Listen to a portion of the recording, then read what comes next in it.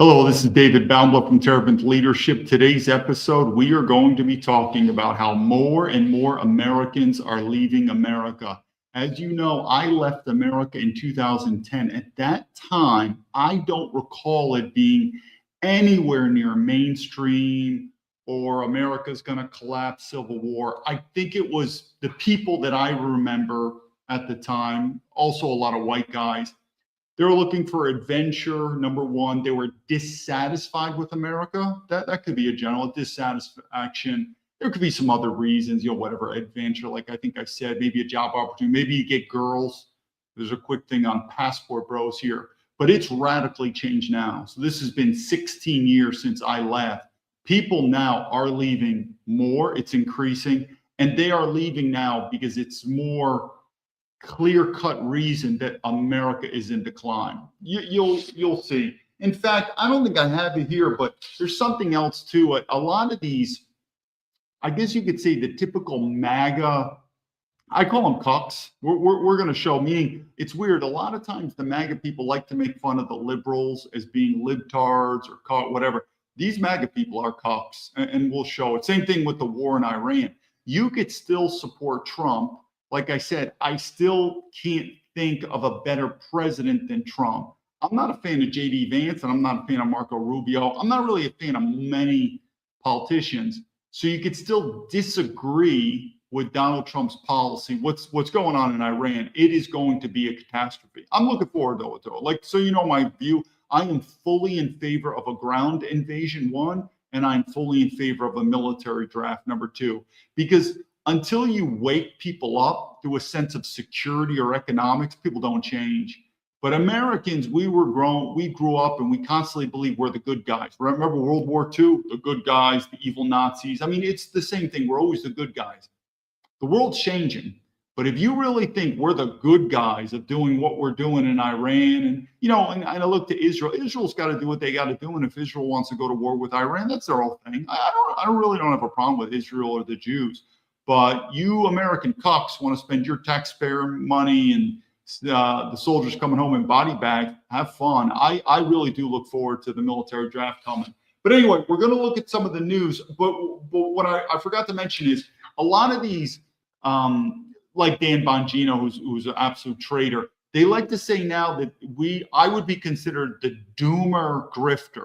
The people that are, again, I'm not following that much. But the point is, I think there's a counterculture now with the true MAGA talking about other, and again, I'm fine. I don't consider myself MAGA. I consider myself a nationalist. But anyway, the doomer grifters, and I think the doomer is America's going down. It's going to collapse. It's going to be civil war. It's going to be revolution. Now, I would just say the big difference between me and this was I was saying this decades ago. I'm not on some bandwagon that says, something. I think because you have to ask a common sense question. Why did I leave America? I didn't leave for the women. I really didn't leave for economic opportunities. It could have been a little bit because you go to these developing countries, but I left because I said it. America's going to collapse. So the point being is to say that this is some new fringe, give it time. You're going to see this notion of America's realizing that the American empire, it's going down. And this war, remember, it's not just a war. It's your taxpayer dollars. The US dollar won't happen. I'm telling you, it's going to get even worse. And so the point being is this topic of collapse, revolution, and civil war, it's going to get really mainstream. So anyway, so now they're trying to show people that are talking like doomers, they're just grifting off. No, not really. I left in 2010. I've been saying this for 15 years plus. Anyway, let's go with some news here, and we're going to talk about this. First thing up. Here we go. Again, this is the topic we had yesterday when we're talking about the whole racial topics. Anyway, let me make sure we could see this. Yeah, okay.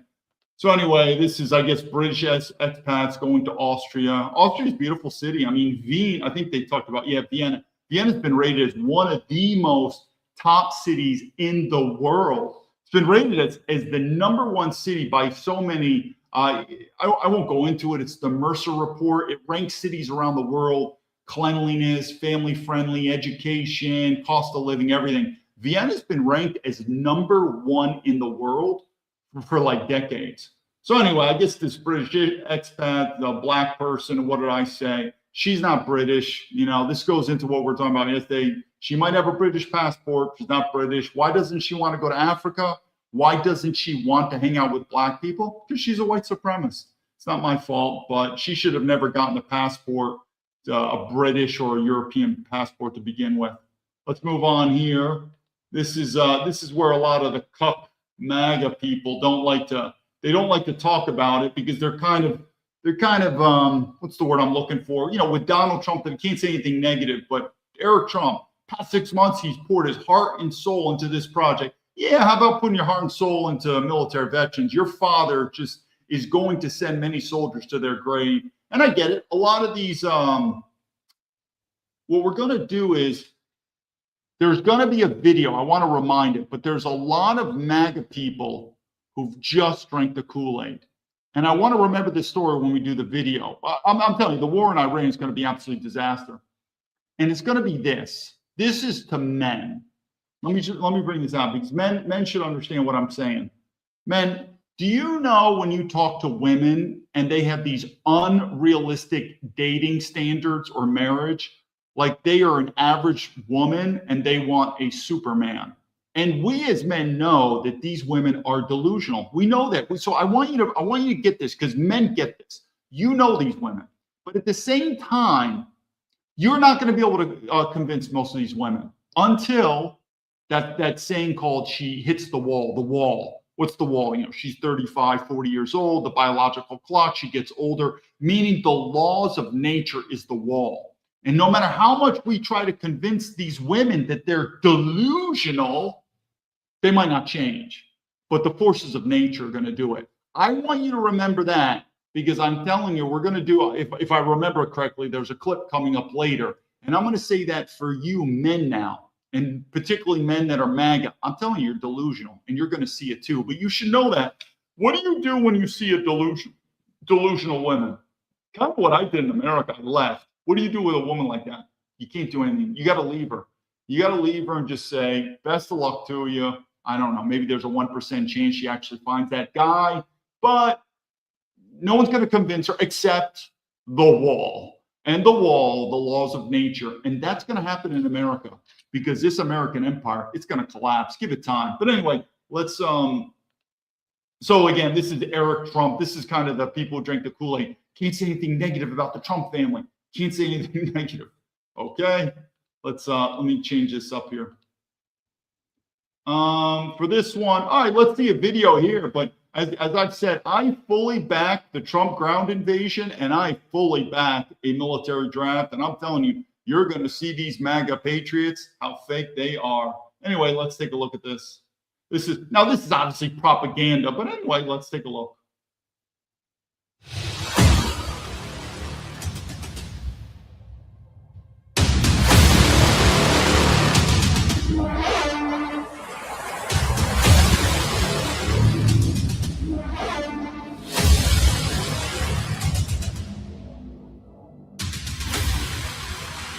The island is empty.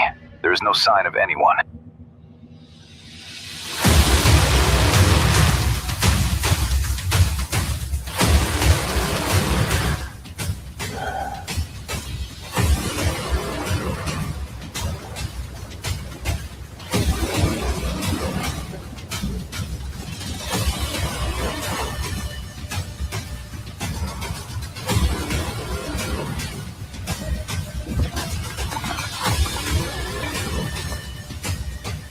Sir, Iranian forces have fled before our attack. We have captured southern Iran.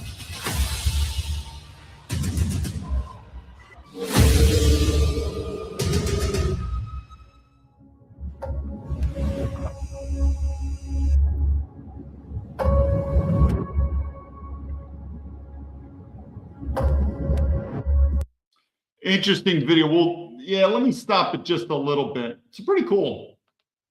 I get it's propaganda, but either way,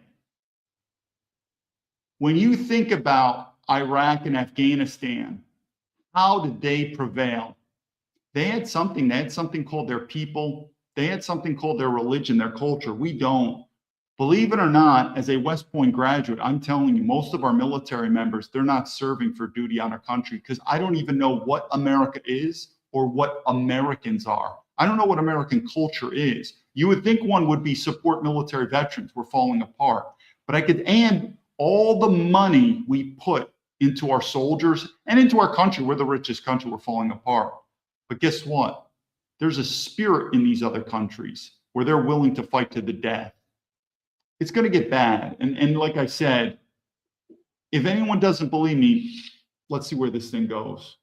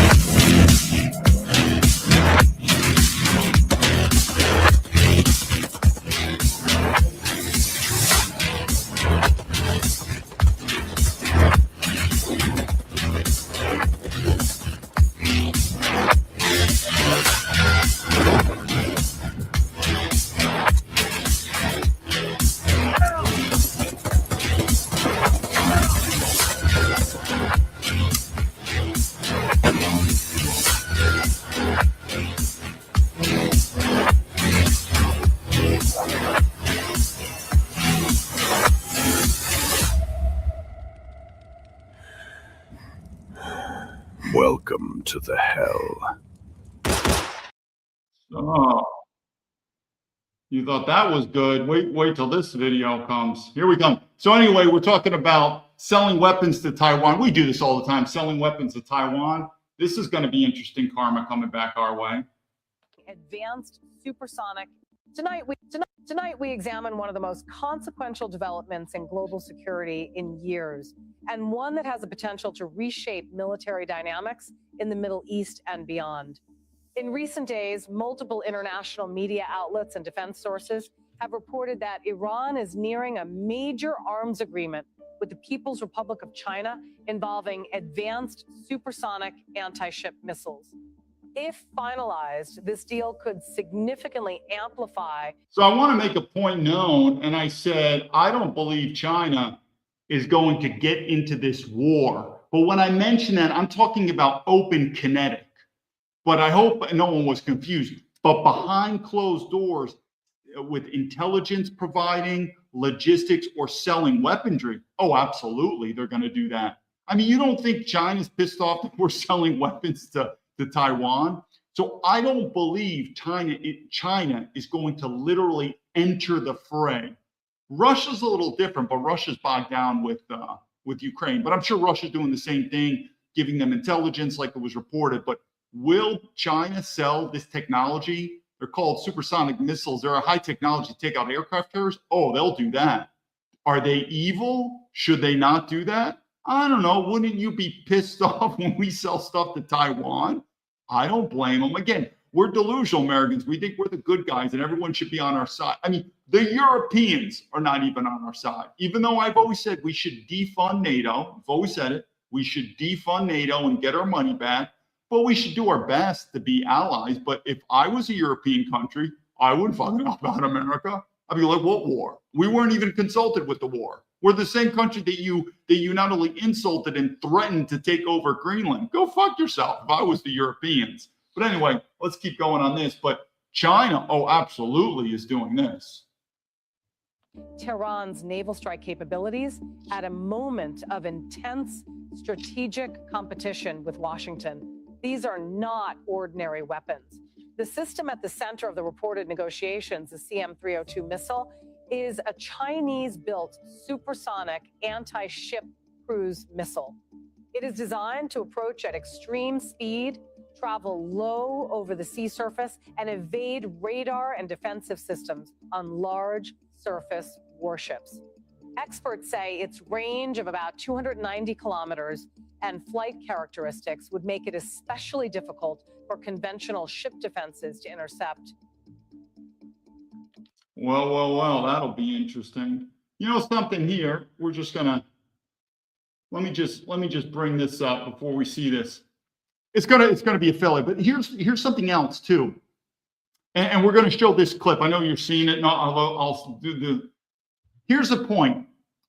A lot of, when I first came out on social media, I had a bigger platform, and boy, did I get bombarded by the MAGA folk. There's a lot of retarded, and I defended the Taliban. And what do I mean by that? Well, first of all, I really don't care that much about the Taliban. I don't care much about Afghanistan, but I don't have a problem with the people. You know, best of luck to them. But we lost that war, number one. Two, do you ever remember watching that movie Red Dawn, where we were invaded by the Russians? I was a kid. I actually wish that movie was true because I wanted to kill the Russians. I wanted to be what was called the Wolverine, special operations. But the point is, what would Americans do? Fucking lock and load and kill the Russians. I mean, that's almost to the point. It'd be cool. It'd be like, man, ready to kill these Russians. But of course we should have locked and loaded and killed as many Russians as possible. Why wouldn't we do that? Well, then I remember social media, man, I got so much backlash from these dumb cucks because they don't understand patriotism. What would I do if I was the Taliban and you saw an invading force? Fucking kill them.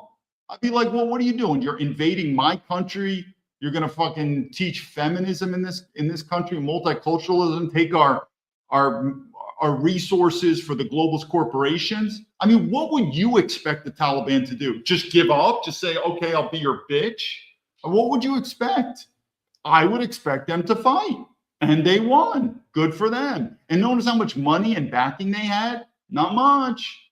But they had a sense of mission. What are we doing? Like a military soldiers in Afghanistan. What are you doing? Money. Think I'm wrong? What values are we protecting? Now we're going to go to this clip. This is what we're sending our soldiers off to battle to defend feminism? Is this what we're all about here? Anyway, so it goes on here, and I say very clearly, a man does not defend women in a feminist society. But hopefully everyone can see this video here. Let me bring this up. But everyone's harping on the guy here for not defending the women. Oh my God, he's not defending the women. He's not protecting. We live in a feminist society. I don't see women. I see a human being. It is what it is. If we lived in a traditional society, now everyone's harping on the guy, this and that. Let me bring this up here. 1 second. So if we lived in a traditional society, then it would make sense. So the point is, again, we're going off to these wars. What are we defending? What are we trying? We're defending feminism. We're defending globalism. We're defending socialism, corporate globalism. We're defending the 1% getting even more money. We're defending a society where we get censored, where military. What are we fighting for? I guarantee the Iranians, similar to the Afghan Taliban, and oh yes, China will be the same way. When you're in a defensive posture, there are so many more reasons why you should fight and die. When you're in an offensive posture, which has basically been America for the last 50, 60 years, then you have to wonder, what the fuck are we doing? We're government mercenaries. I am telling you, I'll put everything on it. Once the body bags start coming back, it's downhill. We constantly glaze over Navy SEALs, Army Rangers, and they're getting diluted. But we're talking the regular sailors, the regular soldiers. Once body bags start coming back, it is going to kaput. It's going down. You're going to see it. Anyway, let's go to this one thing. This is the typical MAGA girl.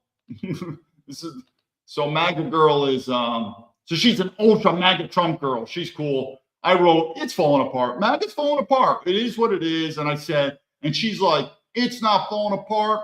Well, we are falling away from the rhinos, and that, hey, we're still fucking globalists. MAGA is still globalist. And I said, nice time for a military draft. And she's like, we don't need a draft. Patriots are stepping up and enlisting. Sure, why don't you enlist, MAGA girl? Enlist, have fun. And I'm sure when the people see me and you realize how much respect you get for a military veteran, you'll think twice. No, won't do it. And I think many ways to a lot of these young white American men, I think you're a moron to go into the military unless you strictly are doing it for the money and the pension because it's the best job you could do. But if you're literally going in there and saying, I'll die for my country because I don't know, what values do we stand for? We respect military veterans? No. Freedom of speech? No. Christianity? No. European race? No. Small business entrepreneur? No. I don't know. What are we defending? I guarantee the Iranians can come up with 100 different answers of why they will fight and die to defend their land. Then Americans can say, why are we destroying Iran? I never had a problem with Iran. There should be another video clip. It talks about Iranians immigrating to America and doing it. No, I'm not into that. But, stay over in Iran and best of luck to you. And we'll be the best friends you can, but give it time. This thing's going to go down. Anyway, let's go. So, yeah, thanks a lot, Trump girl. Share this tab. This is another reason, too. A lot of these MAGA people are morons with Taiwan. My bad. Again, I lived in Taiwan extensively. I'm telling you, it's not a war. So hopefully everyone can see this. This is the Cheng Li-wen. She's part of the Kuomintang. That's one of the parties. And she's going to China. So remember, this is, so let me just emphasize this. This would be like the Democrat or the Republican candidate saying, whatever your stance is. I mean, this is how high it is. She's went to China and she's like, I want reunification. And I've said many times, I'm not rooting for Beijing, nor am I rooting for Taipei. Taipei is the capital of Taiwan. It's whatever they want to do.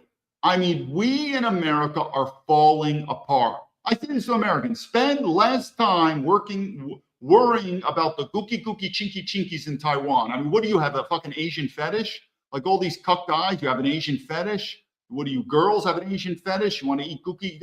Spend more time, pay more attention to America. Maybe start with American military veterans. Isn't that, because you want to start wars all the time, you need military men. You need live soldiers to be dead veterans. So I would say spend more time worrying, caring, emphasizing American military veterans, along with other things in America, besides the Taiwanese. They're fine. I like the Taiwanese, but it's sort of like the Iranians. They're not us. They're not our people. Best of luck to them. But I'm sure we're going to want to start a war on that. But like I said, my main thing with that, hopefully everyone can see it, is it's not a war. Not a war at all. Let's move on to the next thing. This one's interesting. And I caught this out here. Let me make sure it's not. Okay. I see this all the time. Oh, I see Spartan on the mic here. Yeah, home field advantage, absolutely. Trump tards tell me Trump is not bad. And the only reason, like I said, I harp a lot on Trumpers, and their IQ is getting. I have a feeling that the high IQ Trumpers, you could say me, have already left. I still support him because I don't know who else to support, but now his policies are getting more and more retarded. But so again, I harp mostly on the Trumpers because those are the people I'm talking with mostly. I don't spend that much time talking to far left or whatever, even though some things I probably agree with the far left. But anyway, this is something that's really retarded that's happening a lot. And this is with China. And what is this? You see this a lot. You see these, for lack of, these could be musicians, entertainers, actors, CEOs, yes, like Microsoft CEO, IBM CEOs, whatever. All these people, they go to China and then they say to themselves, they say, China's great, it's awesome. Well, these are also the same people, like I said, I work for the corporations, who go back to America and they say racism is bad, just for one example. Or you see these dumb Trumpers that are like, yeah, man, Japan is doing great. Yeah, and Japan's an ethno state. Now, if you agree with ethno-state, the only people are Israel in the West, everyone else, then no, then China's not aligned. The reason that I can say good stuff about China, not all, is I actually agree with ethno-state. I think that's how it is. And so, yeah, but the point is, I'm saying is you get these same people in America, they're like, the problem in America is racism. The problem in America is we don't have much diversity. Then they go to China. China has no diversity. China's one of the most racist countries I've ever seen. And they say, China's awesome. I should do a video on white monkeys. I know these people. Some of these people I do know. These are white monkeys. These are basically Westerners who are getting paid by the Chinese government. And I'm not saying all bullshit. I'd say about 50% is bullshit. In fact, I could do another video on Professor John. He's interesting. He's making the rounds. But anyway, you get my point. It's like lead by example. So if you don't have to agree everything with China or whatever, but if you generally look at China and think like, yeah, this is pretty good. Same thing with Japan. I think Japan's awesome. It's an ethno-state. So as long as you agree with ethno-states, not multiracialism, then you're aligned. But if you believe that white guys are racist, racism is bad, multiracialism is the way to go, diversity is our strength, then that ain't China. That's not Japan. It's not India. That's not Saudi Arabia. That's not Iran. It's not Israel. So all I'm saying is just don't be a retard. Just understand what your principles are. Anyway, let's go to the next one here. Oh yeah, I thought this was, I'd like to say funny, but it's not so funny. But this is what happens when you have women as your leaders. This is in Europe. Anyway, small entertainment. So anyway, this is a North African guy. He killed people in Germany. He tried to escape the police. And here we go. Let's get some entertainment. Again, this is what happens when you have women as your leaders. This African should have never been in Germany in the first place. Never should have gotten an opportunity. And now he's dead. He's going to see this. But this is the reality, and we have to show this to people because otherwise they don't realize this is the danger of when you have women. And I think Angela Merkel is probably going to go down as probably one of the worst leaders in the history of Germany. Literally. I mean, just absolutely horrible. It's over. It'll be over soon. And I feel actually sorry for this black guy. I don't. So we'll do Leadership 101. Anyway, I think it's here. It's coming up. Get ready. And that's what we have when we have women as leaders. Right there, gentlemen. That's what we have. Let me do this. Share this. And so one thing I would say is, let me do this. I don't blame any of these, but what did I keep saying about the children? You don't blame the children, you blame the parents. I mean, if I was a black guy, or let me just put this, if I was a black guy or African guy, and then you got a woman like Angela Merkel, it's like, come to Germany, basically have free sex with all the women, rape them, that, have free stuff, get a free German passport. What would you do? I don't blame those guys. I think they're pretty smart for whatever IQ level. Who do I blame? Well, I blame Angela Merkel, the politicians, but then I go one step further. I blame the white German man. How you even elected it. If you're a man and you prefer a woman as your leader, you're a cock. Now, there are times where you may have to settle for a woman because all the guys are cocks. And you're like, oh my God. This is the next video. I didn't realize this. This is the next video for Germany, the AfD. The AfD, the far right, is a woman. And so, yeah, I would be one of these guys in Germany thinking, all right, I'm going to vote for a woman. But the key question is, do you prefer? I would prefer a guy. But if there's no choice, I get it. But this is what happens when you get women in charge. But anyway, this is the AfD. This is the far right. I totally agree with them. I've said many times. They said Germany's far right has called for the U.S. troops to leave Germany. 100% agreed. I kept saying this. Now, also, though, and I think Americans know that we want our money back, meaning we want our money, meaning we're going to stop spending American taxpayer money on Europe, and it's time to bring that money and spend it in America. So it's a win-win. It's a win for America. We get our money back, and it's a win for Europe. It's time for them to stand up and stop being cops. So pretty good on that. Let's go to this one right here. This is the last one, which is pretty interesting. This is about Charlie Kirk. It's saying that he wasn't killed. This is a setup, this and that. His microphone was rigged. It's hard. Let me bring it down to a picture here. I think there was a good picture. Anyways, Micah, this is again Israel, Mossad doing an assassination. The guy was a patsy, this and that. And a lot of people are believing this. And so watch this. I'm going to show you Leadership 101. Is this true or not? Well, I don't have any proof on it. Maybe do I believe it? Absolutely. Meaning I could be wrong, but I'm not going to deny. We'll just say I'm not going to confirm or deny. But why? Well, think about it. It's something we learned at West Point. It's called integrity. Once you lose your integrity, you lie, you cheat, you steal. It's hard to get it back. And once that integrity is gone, then everything else that you say, do we believe you or not? Look at my story as an FBI agent. You think it's odd that these people are absolutely ignoring me? It's a cover-up, which goes to my last clip, and then we'll finally get into Americans leaving. We're going to go into this last clip here.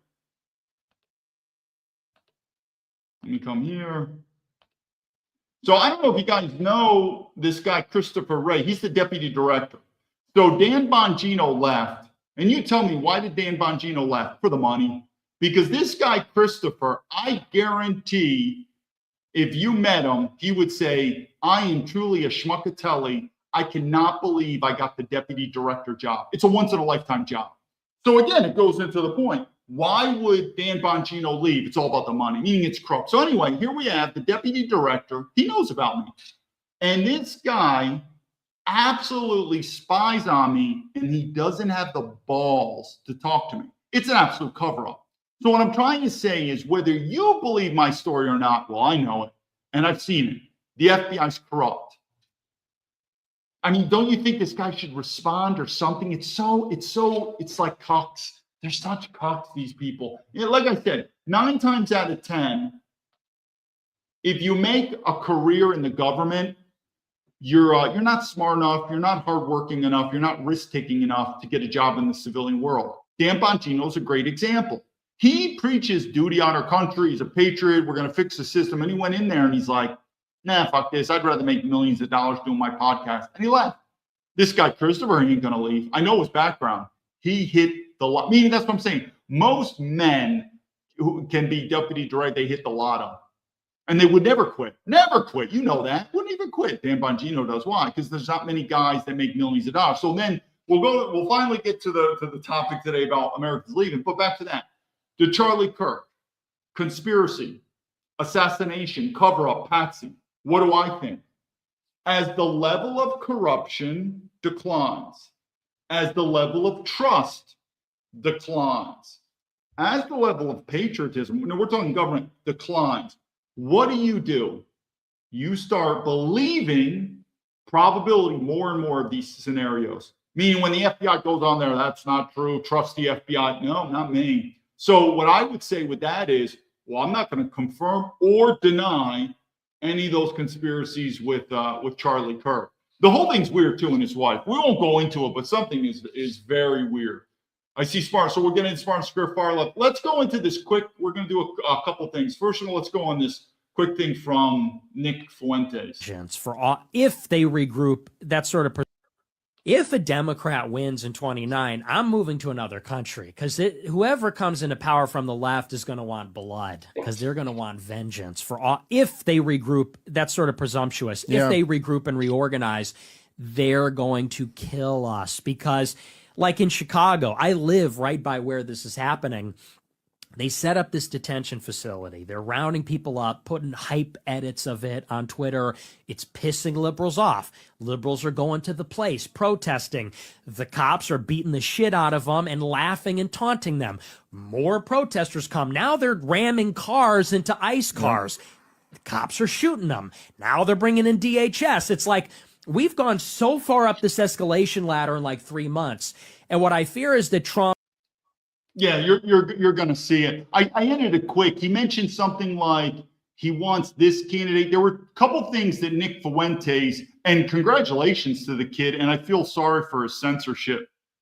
Remember I told you when I first was on social media, I wasn't prepared for the censorship, and someone told me about the censorship from Nick Fuentes, and I thought maybe there's a conspiracy or something like that, but no, the censorship is retarded.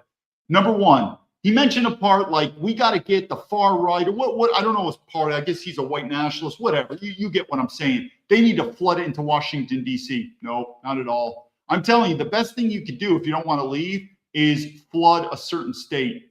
Again, federal politics is over. And I've said it many times. In this video are three legs to the stool. This system in America is going to get worse. Look at the MAGA people that are fucking retarded. The same people that, and there are so many videos of Donald Trump campaigning. We're not going to get into wars. Are you kidding me? They're going to get, and these same people drank the Kool-Aid and they're like, whatever Trump does, that's it. It's going to get worse, people. Three legs of stool, I'm telling you, is one, leave America. Truth be told, that's the easiest one. Here's why. The other stool is, and I'll try to do a video on it, the other stool is to become self-reliant. And that's why there's a major attack on farmers, not just in America, in Europe too. Because if you really think about self-reliance, so the other stool is just get off the grid, just go to a rural area, maybe even go to Canada and just survive the storm. But if you think about it, what is the natural profession of a self-reliant person? A farmer. Because the first and foremost is food. Then you got to think about electricity, horses, well, whatever.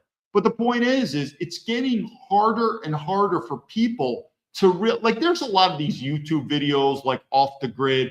I wonder how much off the grid they are.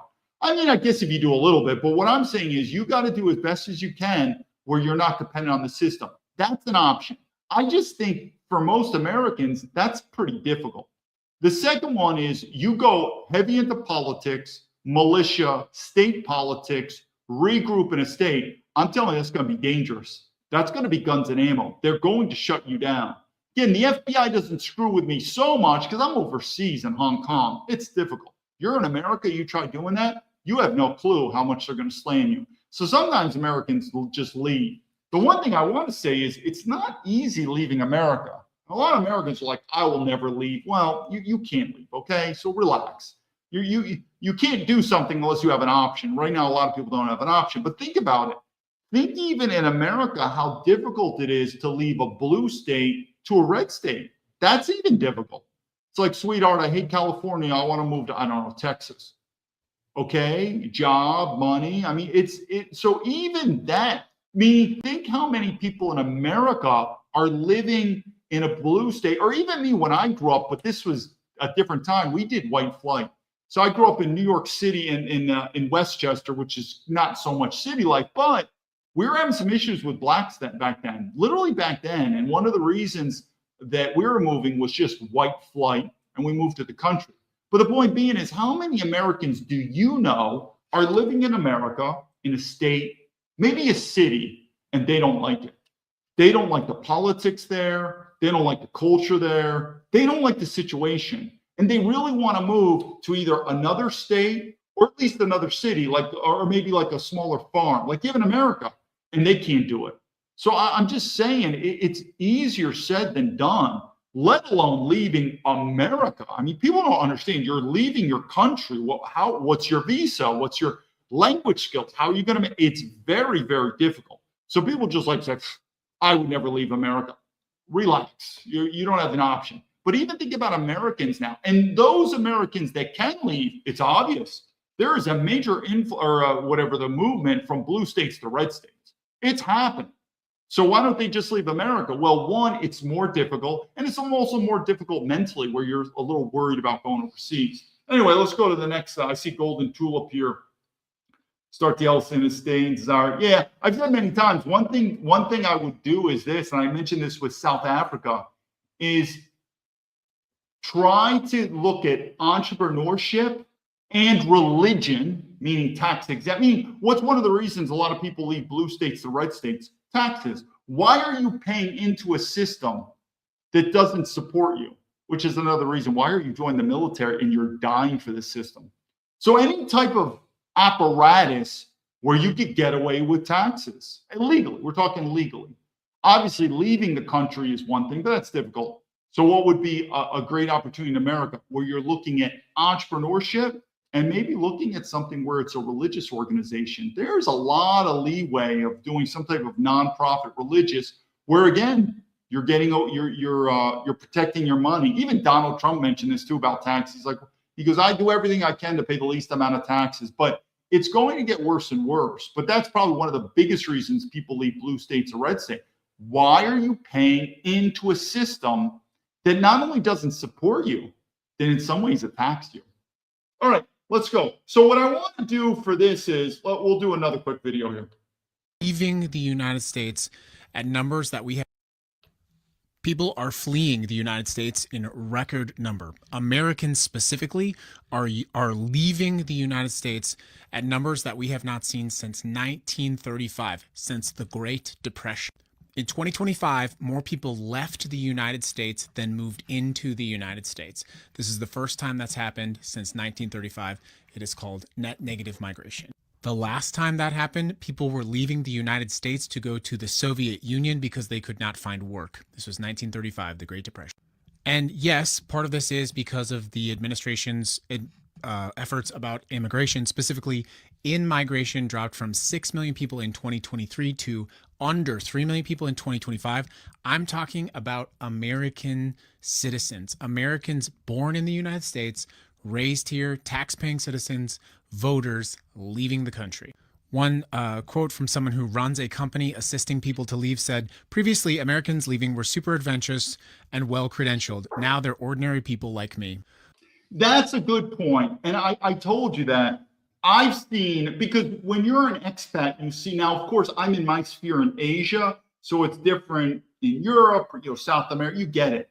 But even in Asia, I told you I've seen the difference. When I left in 2010, adventure, we're just going to say also, I was more than dissatisfied. I was like, this system is going to collapse. So I didn't meet people like that. But they were dissatisfied with the system, which makes sense. It's like quitting one job, going to the next. So if you leave the country, they're just like, America sucks. So dissatisfaction was one. Adventure was another.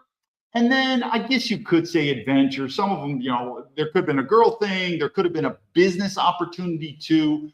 But it wasn't to the point, because I know that. I was an anomaly back then where I'm like, Civil War collapsed. Now it's different. Now it's different. People are now saying, I get it all the time. I'm leaving America. This country's going down. Now, remember, people, Trump is elected. This is his second term. And he's about to start. I mean, let's face it. I think there's going to be a ground invasion of Iran. Totally supporting ground invasion, by the way. So, I support ground invasion and I also support the military draft. Just fucking do it. Let's get it over with.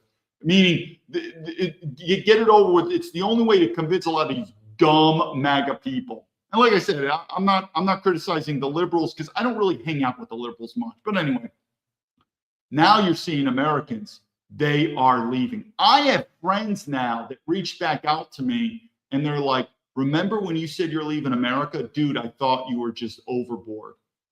My wife wants us to start planning a plan B of leaving America. This is not normal. And what do I think? Oh, it's going to get worse. It's going to get, and I've said that's why I'm different than people. You think I'm going to support a Democrat? Same people. But the point is I think a lot of the nationalists, not the dumb MAGA people, a lot of the dumb MAGA people are just Republicans 2.0. It's like Republicans 2.0.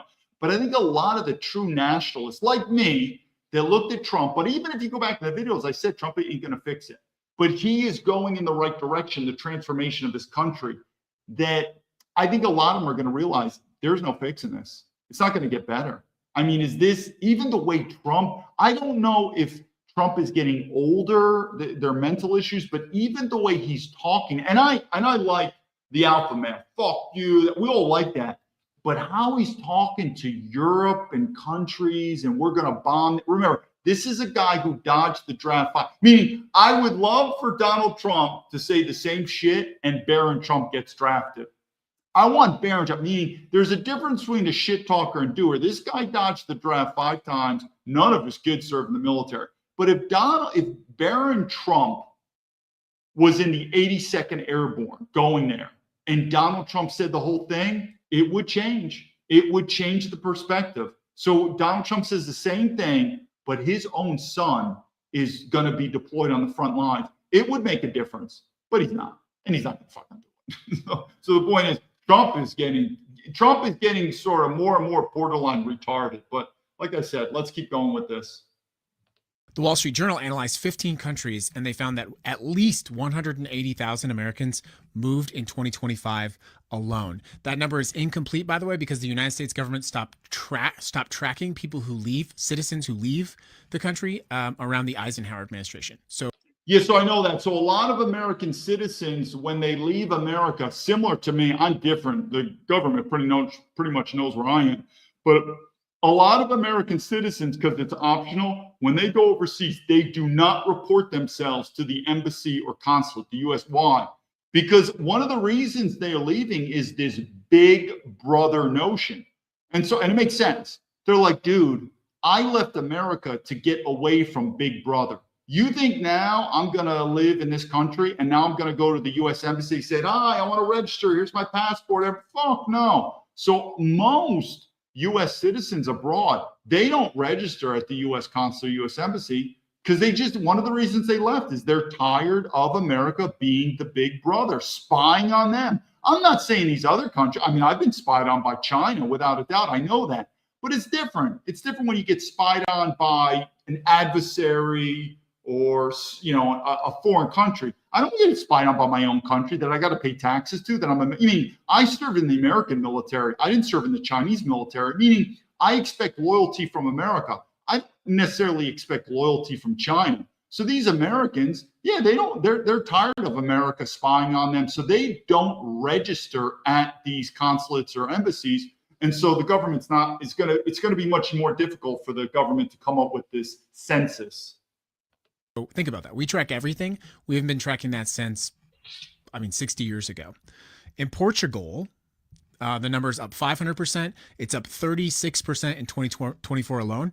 Ireland welcomed 10,000 Americans last year, double the number from the year before. They issued 40,000 Irish passports to Americans in 2025. More Americans moved to Germany last year than Germans moved to America. Perhaps the most devastating statistic, there is a 1-month backlog at the State Department of Americans who want to formally renounce their citizenship.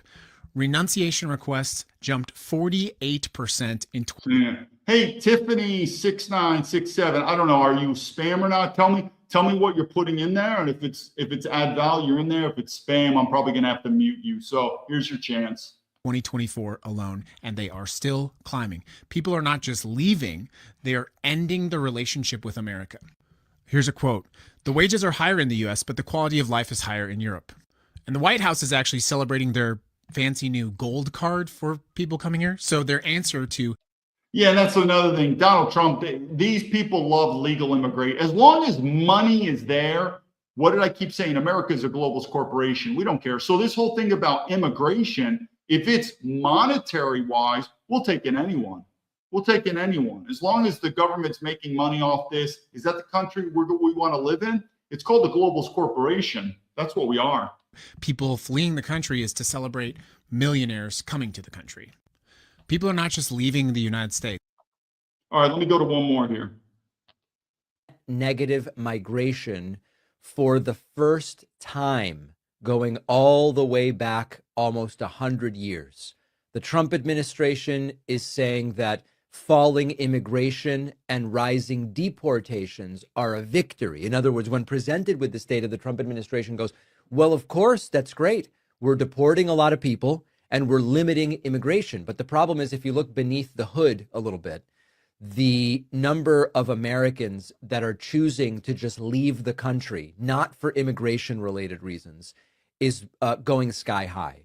Now, one of the problems is we don't have perfect exit data because the United States stopped comprehensively tracking citizens who leave a while ago. But if you look at foreign residency permits, passport applications, home purchases, university enrollments, citizenship renunciations, they all point in the same direction. I was just in Portugal. Portugal's American population is up more than 500% since the pandemic. Ireland and Germany are seeing record inflows of Americans. Applications for British and So I'll do the comment now about countries to go to. We'll keep watching this, but if you go to Western countries like Western Europe, Canada, Australia, there's a pro and a con. I've said this. The pro is it's not going to be that much different in terms of culture, lifestyle, standards than America. That's the good thing. It's not going to be a major risk. What did I just say? You were just speaking about farmers and it popped up on my X. Yeah, I'm not. Oh, really? Interesting. Who knows? Anyway, the part about going back to the countries, the good thing, the problem is it feels like it, but it's changing. It's changing. Before, I would say it's 1-to-1. For every one European or Canadian or Australian that's moved to America, I could find an American moved out. Meaning it was about 50-50.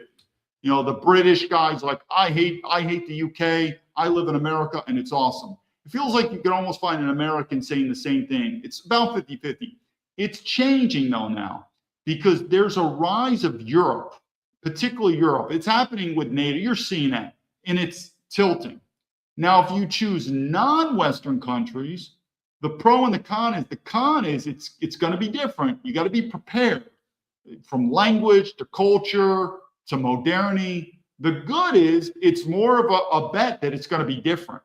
And again, I was a little bit accustomed to overseas life in the military, mostly in Europe. But going to China, it's different, really different. So, but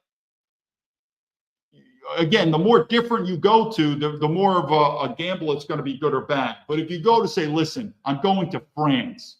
The good thing is, as an American, you shouldn't be so much shocked in France. It's European. The problem is the same problems in America could be similar in France. That's what I'm saying. The problems are going to be similar, but the risk is going to be much lower. And that is, you're going to a European country, meaning it's not that risky. I mean, think about what about an American that says, dude, I'm moving to Canada? I mean, do you really look at that as a risky maneuver? Nah, I mean, Canada, but is it going to be different enough in Canada versus America where you're like, this was a good bet?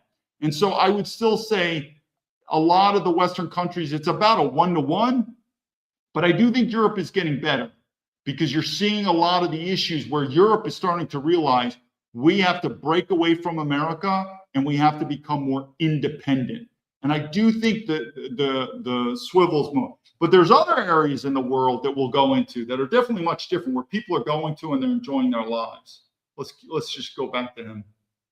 Irish citizenship are at historic highs, and requests to renounce American citizenship jumped sharply in 2024 in advance of the swearing in of Donald Trump, and they are again accelerating. Now, this isn't really theoretical for me in a lot of ways. First of all, I was just in Portugal, met a ton of Americans who relocated there. These are not tourists. These are not, we're trying it out for 6 months. These are families with kids in many cases, mid-career professionals, retirees, people who sold their homes in the US and permanently have moved to Portugal. And when I would ask them why, there were only a few answers, and they were very clear. They were things like, I don't like wondering whether there's people in the grocery store who might pull out a gun. I was just about to say that it is one of the, now China's totally different. The safety in China from physical violence is ridiculous. Same thing with Japan. But even in Europe, Europe is much better than America. I don't know so much about Canada and Australia. I think so. But definitely Europe. Europe is much safer. So that is one of the reasons. Or at the movies who might pull out a gun, like they just don't really have guns around. They don't worry about their kids having to do active shooter drills. They don't worry about school shootings. They don't worry that a medical emergency is going to bankrupt them. They have predictable healthcare costs. Insurance is affordable. It's just lower stress. Now, more than 100,000 American students are enrolled abroad. International students coming to the US are declining. And there's a Gallup poll that found 1 in 5 Americans would. I think for that, it has a lot to do with the money. The universities in America are way too expensive, just way too expensive. You go to European universities and you'll save a lot of money. But meaning the typical American will go to Europe in terms of quality of life. And I see Golden Tulip, Japan. I would live in Japan if I would have chose the Japanese language. So Japan is nice. I know Americans that are raising their kids in Japan. These are white kids. But Japan is similar to China in that it's a very ethno state.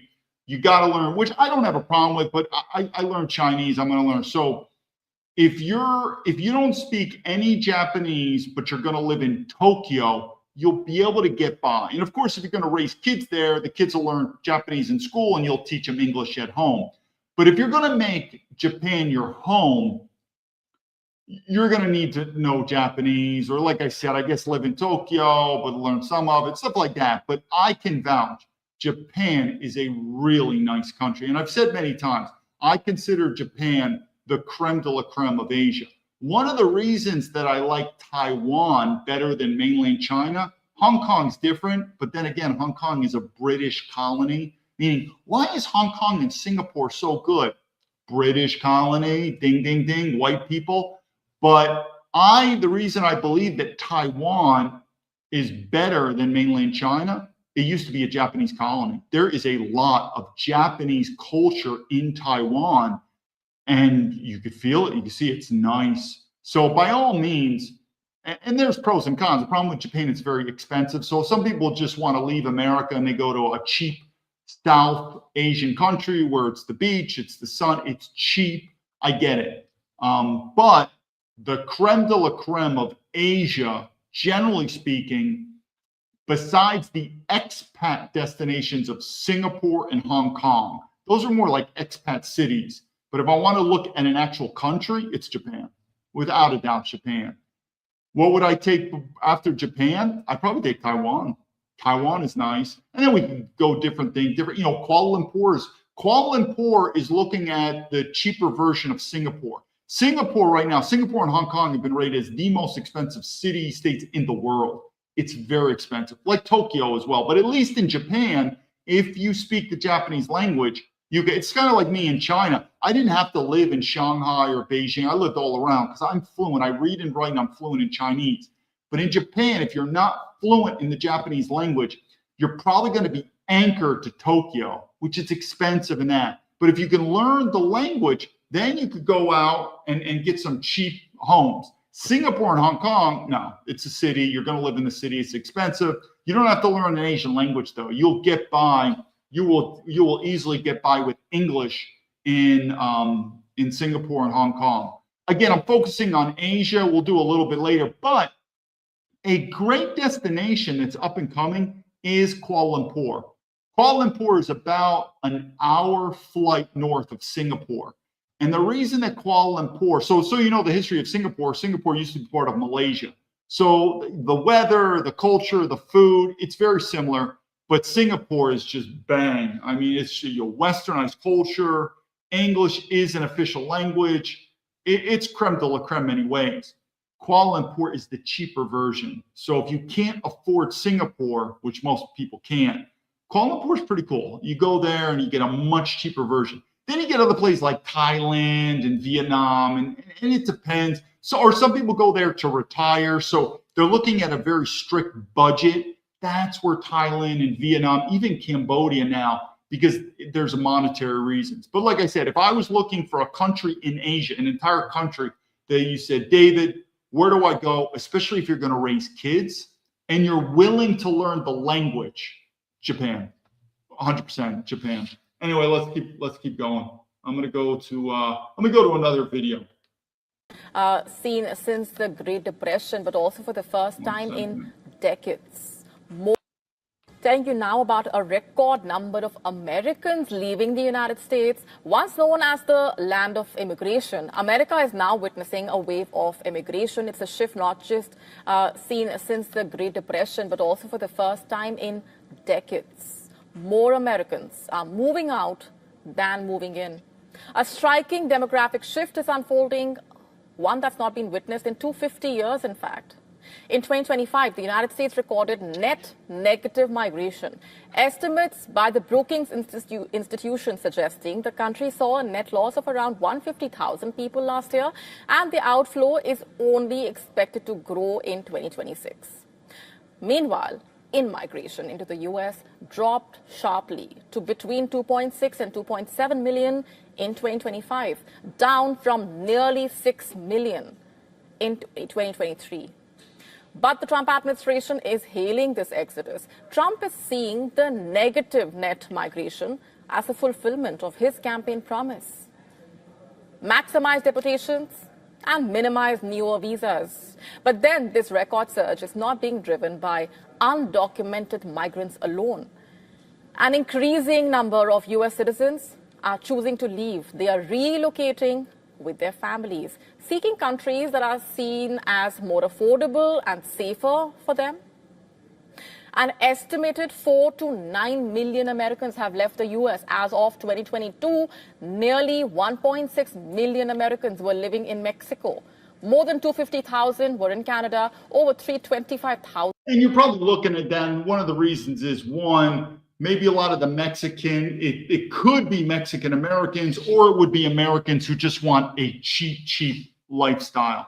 Otherwise, let's face it, Canada, Ireland, UK, one, you don't have to learn a foreign language. And two, like I said before, the culture is very similar. So these would be the expats who don't really want to take a more risky move, going to Asia or South America, whatever. And even if you're in Mexico, you're close enough to America to come back. So like I said, I look at that and I think, one, Mexico, it's probably about money, maybe Mexican Americans going back, but I think mostly Americans are like, we're going to save a lot of money.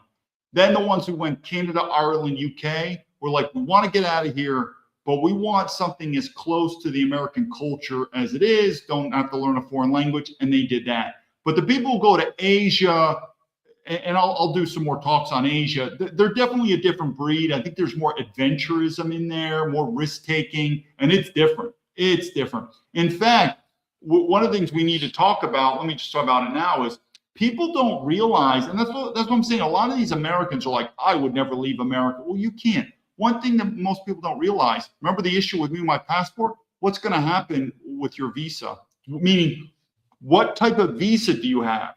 Do you have a permanent residence? Can you get citizenship? Most of it can't. The good thing about Hong Kong is 7 years and you'll get a permanent resident. You'll never get citizenship unless you're Chinese. It is what it is. But they will give you permanent resident, which is big. China is just, we're talking mainland China. Then again, I wouldn't advise mainland China. If you're a Chinese American, that's a different story. But if you're a typical white guy, I wouldn't advise it right now. It's changed. Anyway, in China, they are coming out with permanent residency, but it's after 10 years, very few people get it. It's very difficult. The system's not there. And I don't even think a lot of people want to live in mainland China. Taiwan's different. Taiwan is I can't remember. It's a 5 year. 5 year, you can get permanent residency. Singapore, you get permanent residency, but it has to be renewed. Good luck to get citizenship. You're not going to get it. Then you get to a lot of, so Thailand right now is becoming less and less appetizing. Why? Because I really think Thailand was the #1 destination for not just tourism, like, hey, let's have sex and party, the beach, but also for retirees. Or you could say young guys also, I guess, but it was your retirees. And I think it's a combination of maybe the expats were not having a good reputation there. I mean, let's face it, a lot of people go to Thailand to have sex with girls and maybe not really embrace the culture. And I think it was getting more expensive where they started raising the prices. So now Vietnam is turning into the new Thailand because it's more cheaper. It's more conducive. And then you got Cambodia, which is even lower. But in terms of what we're saying is when you move overseas, most Americans have no idea. Like when I moved to China, my original visa was a student visa. I went, even though I could speak Chinese, I wasn't at the level of business fluency. So I got a student visa to study Chinese language at a Chinese language school. I was doing this in America, again. So I arrived, they gave me a 1 year student visa. I can renew it though, because again, if you're on, as long as you're giving them money, they'll renew it. But And that's how it started. And then it transitioned to a work visa. So the point is a key is when people say, I'm going to leave America, where are you going to go? What's your visa situation? What does that country offer in terms of long-term visa or permanent residency? What you'll find is it's very difficult. I mean, you have to do the research. Now, let me just get the cat out of the bag right here. Oh yeah, I forgot to mention the Philippines. Yes, Spartan, thanks for the Philippines is good to move to if you're retired. Yeah, so you'll find a lot of American retirees go to the South Asian countries. And I think they do it for 3 reasons. One, it's cheap. Remember what I told you about even China? Forget Hong Kong and Singapore. That's ridiculously expensive. But even in China, Beijing and Shanghai, I lived in both. These are expensive cities. So I think a lot of guys, they want to go, and it's usually white guys. I get it. You don't find many white women in Asia. There's probably that whole sexual thing, but you don't run into that many. So it's a lot of white guys. So I think they choose South Asia. One is the money. It's just cheaper. 2, you're retired, you're not working. Let's face it, warm weather, living on the beach or that coastal area. Japan can get cold, Beijing cold, and whatever. So you got the nice atmosphere. But then it's the culture. They do cater to culture in terms of 1, tourism, but 2, it's just been going on and on about a lot of older American retirees moving there and retiring. So the ecosystem has stepped up. Meaning you don't do that in China. Like you're an older white guy, like I want to move to China, retire. It's unheard of. But Thailand, the Philippines, Malaysia, like I said, not just Kuala Lumpur, Malaysia. And then you're also starting to see Cambodia. So it's the system set up because one of the first things you got to ask is, what are you going to do for a visa? Now, one of the areas, I won't go into it too much, but if I was a fluent Spanish speaker, Argentina, I have to give it to them. For the South American countries, they are much more liberal. As long as you live there, I guess you have to learn Spanish, of obtaining 1, permanent residency, and even possibly getting citizenship. Because the way the South American countries are, they're sort of have this notion of America immigration, like Brazil. So the good thing is if you choose South America and you want to research the country, 1, I would assume you want to learn Spanish, or I guess Portuguese if you're going to Brazil. But 2, their process to get permanent residence or even citizenship is much more, you could say, reasonable. In Asia, it's very difficult. It's a very difficult thing to do, and you're never going to get citizenship. There's never going to get citizenship. So the key is try to get either permanent residence if you're lucky, or you get what's a long-term visa that's renewable, like a 5 or 10-year retirement visa. And as long as you do what you should be doing, you're not breaking any laws, it's usually automatically renewed. But I just want to emphasize that part. Sparn, if you have white DNA, a lot of white going to give you access on that. Yeah, and that's another thing too. I didn't mention that, but a lot of white people, we're talking white Americans, are relooking at their roots. So say you're an Irish or an Italian American, and look to your family, and you could go back to Europe on that. That's if you want to go to Europe. I was talking about like the non-European countries, because that's what I forgot. The good thing about Europe though is it's like there's a path of citizenship. So say you're an American and you're like, I always want to go to France, but I have no French roots.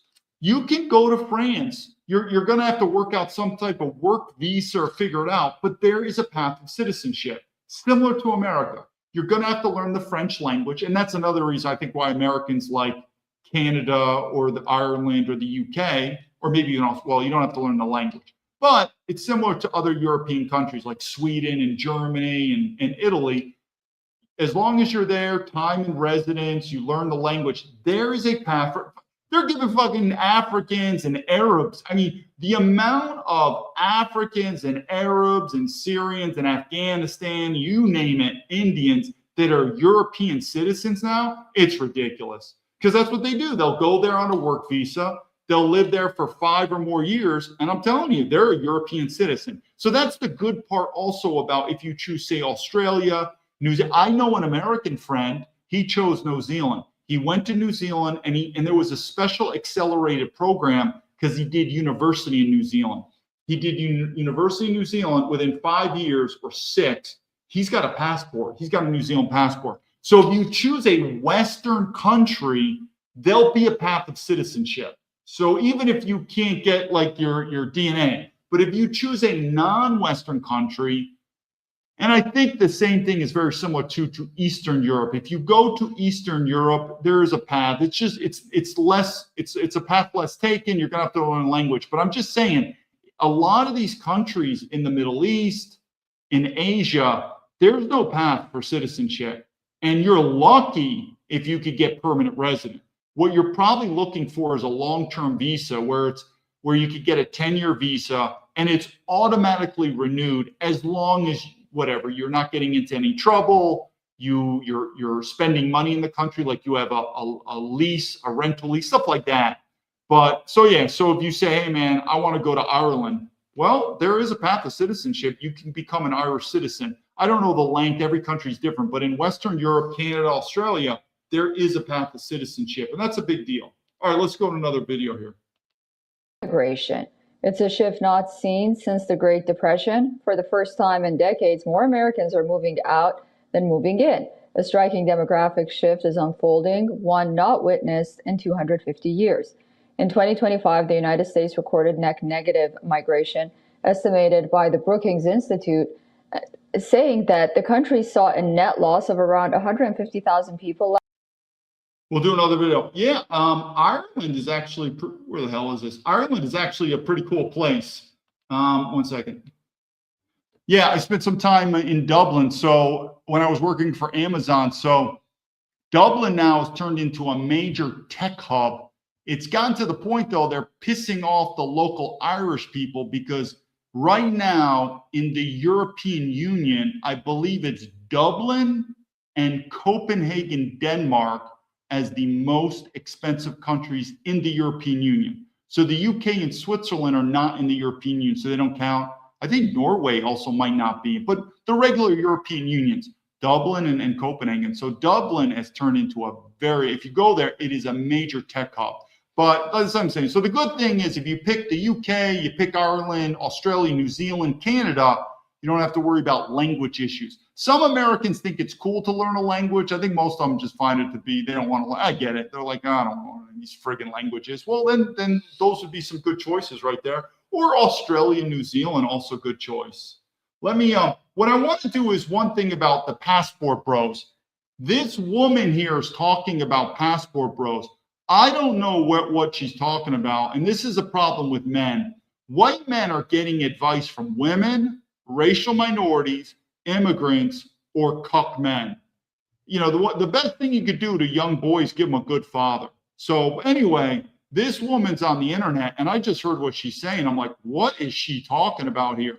Because one of the reasons that guys leave could be girls. That wasn't me. I wasn't really into Asian girls. They're fun to fuck. There's no doubt about it. I think in the bedroom, they're fun. But I still always prefer, you know, I joke, if I redid my languages, I probably should have done Russian, been Russian. I could have, those women are different. But it is true. One of the reasons it seems that guys are leaving America is because of girls. And that's a totally different subject. But if you're going to leave the country and that's your thing about getting a girl, yeah, think about it. This woman right here. I don't know what she's talking about, but let's hear. And to control that feminine fire without. This is the biggest mistake that you passport bros keep making. You arrive in Latin America. Okay, so I would be considered a passport bro. I don't know what that means. I just think if it's an expat. So I'm a Western dude who's left the West and I went to a non-Western country. And so I would so again, she's talking to me. Let me evaluate what she says. Or Asia, convinced that the women there are all submissive, endlessly. I never said all submissive. I just said 99.9%. Grateful, and will see them as some kind of American hero once they not a superhero necessarily, but definitely a hero. Marry them and bring them to the States. Couldn't be. Don't even need to marry them, and you don't need them being bring to the state. That's a bonus, though. It's definitely a little icing on the top, but you don't really need to say, passport, marry me, I take you to the States. It can help. There's no doubt about it. I know guys who do that, but you don't really need to do that. More wrong. These women are tigers. Tiger is not the word I would describe the gooky gooks that I've been with in China. I would not describe this. When I think of a tiger, I think of these feminists. Now, there's some bullshit in America with these Asian tiger moms. All I'm telling you, the best way I could describe it is eating Chinese food in America and eating Chinese food in China. It's a little different. So there are some issues that change. I've said many times, Asian women in the West abhor a guy like me. They don't want me at all. And I'm not saying when I say like gookies and that, I'm saying if they just met me and I was extremely polite, but I tell them, I live in China for over 15 years. I speak Chinese and I know their culture. They don't like it. They don't like it. It's the best way to describe an American guy wants a foreign immigrant girl straight off the boat. They don't like guys like me. So this whole Asian tiger mom, that's been an American sort of bullshit thing. It's not there. So anyway, and also, who's this white woman? I wonder what her experience is. I don't know if she's jealous of white guys leaving, but I've said many times, I miss the white woman's DNA, her looks, but their attitudes are horrible. Isn't this white woman, doesn't she sound like angry and nagging, like she's jealous of white guys leaving? Like I tell to the white women, your number one problem isn't your looks. It's true, white women you're getting more fat, you got your tattoos, you're smoking, you got piercing, it's not attractive. But the biggest thing that makes white women in the West unattractive, it's your attitude. It's your argumentative attitude, your self-righteous attitude, your spoiled attitude, you don't appreciate white men attitude. It's fucking horrendous. Asian women, no, very different. So anyway, let's keep talking to her, but she might have like a little chip on her shoulder. Fiery, strong, resilient, raised in countries where nothing is given and everything is earned. They despise weakness and only become soft and submissive to a strong, assertive man who... Well, here's the point. I'm not saying I was that big and tough guy in America, but I feel like I'm Conan the Barbarian in Asia, meaning a little bit of testosterone in America. And I got to admit, this is I see it all the time. I see it all the time. That's why I wasn't really into Asian women, except for having sex. And that is the typical white man and Asian woman dynamic is usually the white guy who is kind of at the lower end of testosterone in the West. Like he just didn't have it. But in Asia, oh, he's fine. He's fine. So like this woman, like they want strong men. I'm telling you, like you see this guy, Mark Zuckerberg. I think I told you that story, he's got an Asian. Mark Zuckerberg, I think the guy's like, I mean, you tell me, does Mark Zuckerberg look like he's walking testosterone? Are you physically intimidated by him? Yeah. In Asia, he's like a model. He's just, I know. And you might think, no, that's just because he's a billionaire. No, I'm telling you, his looks, I see it, meaning the standards are much. Now, I'm only talking about Asia. So I don't know. I don't know about Africa. I don't know about South America, but Asian women, it's true. Like if you're just an okey-dokey white guy, you're fine in Asia. So I don't know what she's talking about. They only want strong white men. No. But also the key is they only want white men. But like I said, if you're just an average white man in the West, you're going to kill it in Asia. So I don't know what she's talking about. They only take strong white men. She sounds like this typical nagging white woman. Holds his ground. Cultures in those countries exist for a reason. Their men understand exactly how to channel and to control that feminine fire without hesitation. Remember, we're not all the same. An Asian man, a white man, a black man, this dumb bitch doesn't know it. Once you leave these countries, race matters. Once you leave America, race matters. So I'm going to give you an example. I met this Asian girl. The reason I'm very flippant with Asian girls, and they're nice, they treat me nice, is that wasn't the reason I went to Asia. And so I don't know. I never really invested that much time in them. And there would be times, I don't want to get too graphic on the show, but I mean, the Asian girl would be, I'm trying to phrase this so it doesn't get so graphic. But anyway, it would basically be like, I'm ready to give you a blowjob now. And she's like, I would never do this for an Asian man. He'll take me out to dinner. He's got a romance. But they know it. They're like, you're a white guy, and this is the way it is. And you know what I said? Absolutely. I'm not taking her out to fucking dinner. I'm not doing any of that stuff.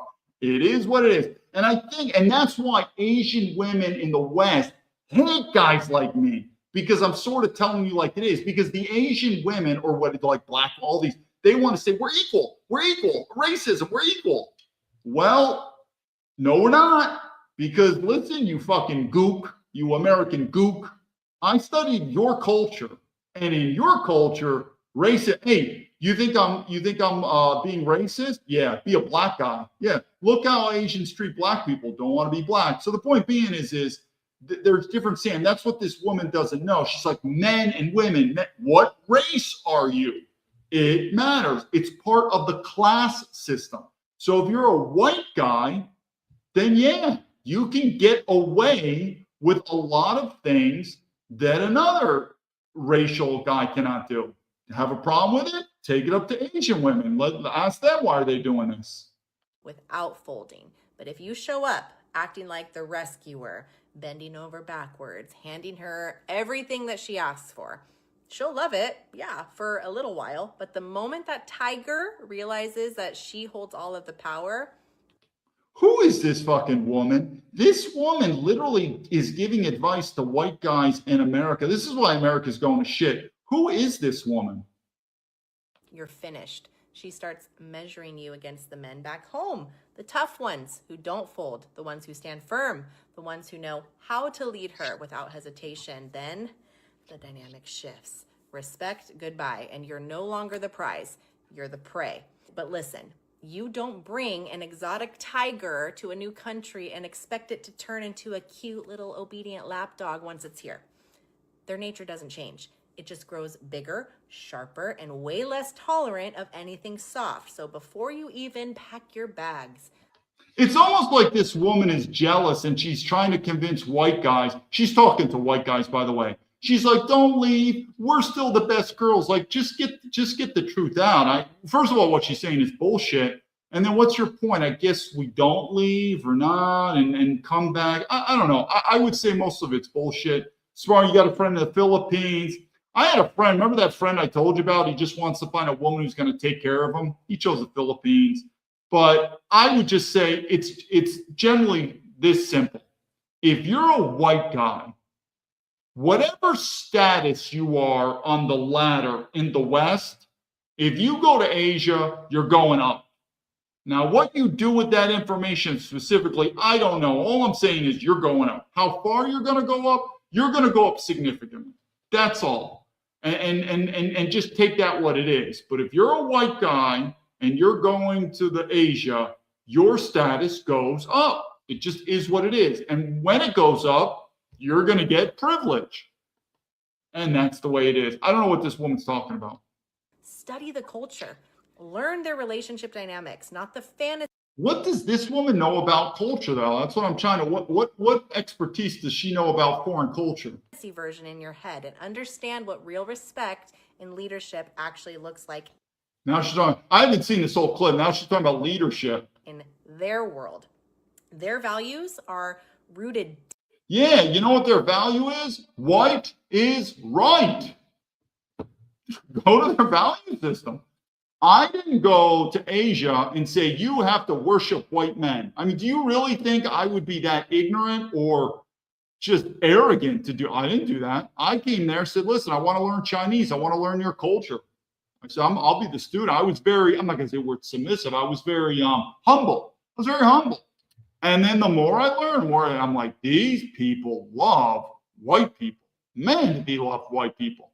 And then I realized, yeah, I still prefer white women, not their attitudes, but I still prefer white women. So if an Asian girl wants me, she's going to have to work harder than she thinks.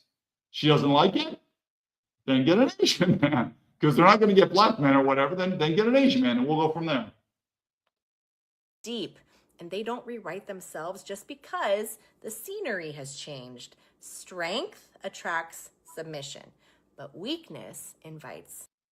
Yeah, it's I see it's interesting. Sparn Sudakur, have you ever been to Gdansk, which is in northern Poland? Been there a couple times. Beautiful area. But yeah, the Ukrainian girls and that, yeah, I get that whole thing. But yeah, I spent a little time it's in the north. I guess it would be in the Baltic Sea up there in Gdansk, Poland. Pretty Polish girls. But it's kind of what it is with Eastern European girls. Like I said, if I would have chose Russia versus China, oh yeah, that would have been a different story.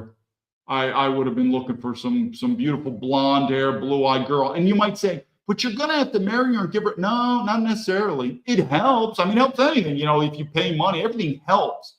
But I'm telling you, you can go there as a white guy. I'm talking Asian, white guys with Asian. I don't know about Eastern European girls. It could be different. They'll be like, what do you do for work? How much money do you have? You know, sometimes these Eastern European girls do come across as prostitutes. I mean, I met some fucking Russian girls in Beijing that I was in, and they have a very, if you think it's bad in America with the money, so that's where maybe, you know, the white woman's talking about like these, but some of these Eastern European women can be really, what do you do for work? What do you do? But as long as you can put up, they will be submissive. Meaning, but they expect power. If you have the power, provide and protect, they will be submissive. But Eastern European women, again, I'm not an expert on them, but they got this, for lack of a better word, I'm using the whole prostitution thing. They will size you up, but at least they will acknowledge, I'm the woman, you're the man. If you're dealing with Asian girls, I don't think, dude, you could be a fucking English teacher. It's a total, and I'm telling you, that's another thing too. You go to Eastern European women, if they see a white guy dating an Asian girl, they'll look at you like you're a little dick white man. Like they'll look down upon. It's so weird. Once you leave America, you start seeing these racial things. And I want to save the best video for last to just show you how fucked up America is. And this is from MAGA. This is from a MAGA superstar. And if you look at this video and you don't also agree with me and say, this is as retarded as can be, then you realize why our country's going to shit. But once you go to these non-Western countries, the topic of race is real, it's in your face, and it is what it is. You could either accept it or not, but all these, and I can tell you white is where it's at. But I would be interested. So I spent time in Warsaw, Lutz, and a small town in southeast Poland. Interesting. Yeah, I spent some time in Gdansk. Supposedly it's a resort town, and it was pretty good. It's pretty beautiful. Let me do one more video here. And safe. Over the past few months, for some people, a new American dream is emerging. To no longer live in America. Americans are leaving in record numbers. Oh, I see Golden Tulip. Yeah, there's something. It's weird. There's definitely, I still think if I went to Eastern Europe, I would end up marrying a woman, we'd have children. But I got to admit, living in Beijing, not as much in Hong Kong, but in Beijing, there's a large Russian community, Ukrainian, Kazakhstan, but they're also racist. If you're Kazakhstan, you're either Asian or you're white Russian. And they'll be quick to say, I'm fucking Russian Kazakhstan. I'm white. But the women, it's very transactional. It's very transactional, which in some ways, I guess it's fine. Let's get out the bullshit. But if it's true, if you are with an Eastern European woman, you better take charge. Because if you don't, she could fuck you over. She could leech you. Think about the image of a prostitute, stealing your money and sucking your money. So I don't want to generalize too much because I'm not an expert on Eastern European women. But living in Beijing, I wasn't really into Asian girls, so I would go with a lot of Russian girls because again, there's not many other, American girls. And it felt sometimes that I don't want to generalize too much because I don't have as much experience with Eastern European as I do with Asian girls. A ton of it, and I'm fluent. And it would have helped if I could speak Russian, because we're actually speaking in Chinese. So she would speak Chinese, which is a foreign language. I would speak Chinese, a foreign language that. If I could speak Russian, I think it would have been different. So obviously when I'm with Asian girls, I'm speaking Chinese, so you understand it better. But with Asian girls, I just think they really like white guys. And I don't blame them, because I really do think they got lucky, because I prefer white women. But these these Eastern European women, I got to get, if my show takes off, I'd like to get an expert, like an expat dude who's like me. I focus on China, get a guy who's focused on Eastern Europe. But it just feels that my time with them, that it's very transactional, which is good and bad, because it's up. They will totally accept you're the man and they're the woman, but you got to do it. But there's also something that says you better protect yourself, because if the relationship falls, she'll just fucking she'll take you to the cleaners. That's a generalization, because like I said, I'm more hesitant to do these stereotypes with other people. Asian people, it's more easier for me to do. But anyway, if anyone's got any experience, I'd be curious. Let's keep going to this. Replanting themselves and their families in countries they find more affordable and safe. Over the past few months, my colleagues and I have tried to wrap our minds around one of the strangest immigration waves of the current era. Last year, more people moved out of the US than moved in. That's an outflow that hasn't been seen since the Great Depression. Mostly that's about the Trump administration deporting foreigners or foreign residents choosing to leave. But beneath those optics, there's a less noticed reversal. In nearly every European country, the number of Americans arriving to live, study, work, retire is at a record and rising. It is. And like I said, the good thing about European countries, it's a safe bet. You should not go to Denmark and say, this was the worst thing I've ever done in my life. You shouldn't. You may change your mind and be like, it's not for me, but it's nice. Whereas if you move to Vietnam, I don't know. I mean, I've lived in Asia. It's not bad, but you go to Vietnam, it's a different country. You might say, dude, this is the best thing ever. I'm on the beach. It's cheap. I'm screwing Asian girls every day. I'm living in the sun. And okay. But it's different. You got to be prepared. But if you choose Sweden and Denmark and Germany and France, you should not go there and be like, oh my God, did I screw my life over? Because again, you're going from one Western country to the other. And I think that is one of the biggest appeals to Americans when they're like, I'm leaving America. I want to go to another country, but I don't want to take any major risks here. Go to a Western European country, less risk. Fast. Europeans in countries like Germany, Ireland, Italy are no longer moving to America at the same pace as before. We poured as much data as we could and found that this pattern is much bigger and wider than we expected. The number of Americans living in Portugal has jumped more than 500% since the COVID pandemic. Last year, Ireland welcomed 10,000 people from the US, about double those who came the year before. In the past decade, the number of American residents has nearly doubled in Spain and in the Netherlands, and it's more than doubled in the Czech Republic. This is a structural shift that predates President Trump. It's not easy to fit onto any point on the... Yeah, and that's what I'm saying. I don't believe this is about Donald Trump at all. And it could be, these anti-Trumpers. This was happening before Trump with me increasing. It's going to increase. Meaning this problem in America is beyond Donald Trump. And I've said it. He's the best president of my life. He's not going to save it. I've said that many times. He's not going. This thing is bigger than you can imagine. We are in war in Iran that could go to World War III. This is beyond him. There are powers that be through globalization that are controlling America that is beyond belief, that are beyond our control. And it's going to continue to decline. But yeah, I would say Americans are leaving America, not necessarily because of Trump derangement syndrome. They're probably just looking at America thinking, this life is getting worse and worse, and I got to take a chance. We want to leave. Political access, and it runs deeper than the current political moment. When Gallup asked Americans during the 2008 recession how many wanted to leave the US, the answer was 1 out of 10. Last year, it was 1 out of 5. Researcher Caitlin Joyce has been studying this trend, and she told me that it undercuts this sense of American exceptionalism. When Americans move abroad, she told me, they find they like life better there. All right, one more video, and then we're going to go to the last one. Everywhere, but especially Europe. I've been helping Americans. For some people, the new American dream is not to live there. According to some sources, upwards of 9 million US citizens are currently living abroad, and that number is only going up. Where are they going? Everywhere, but especially Europe. I've been helping Americans move abroad for the last 20 years, and this is the first time that I've seen the top 5 countries all in Europe, starting with Spain, France, Portugal, Italy, and the Netherlands. But there's one other major difference that I've seen in my clients between pre-2024 and now. Before 2024, most of the people who were living abroad were either adventurous backpackers, digital nomads, or affluent people, maybe some jet setters or multinational employees and executives.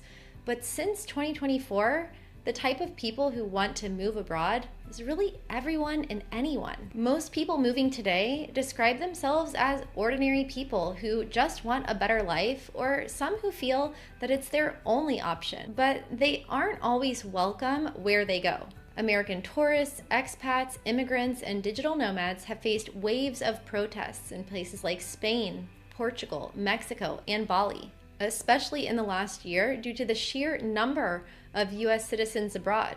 Sources point to anywhere from 4 to 9 million Americans abroad, but there's no official data, so that means that many digital nomads, roaming retirees, and perpetual travelers and study abroad students are likely left out of the estimate. We do have some data on the number of US citizens living in specific countries, however. For example, the number of US citizens living in Portugal has increased by 5x since the pandemic, while the number of Americans are always looking to find a better life somewhere, whether that's within their country or across borders. The second reason is the political climate, and this has been a more prominent reason in the last couple of years. So the more instability that there is in the US and the more that US policies affect you in your day-to-day life, whether that's at the grocery store or the gas pump or in your housing and utilities costs or in the level of safety that you feel or equality that you feel with your rights being respected within the country.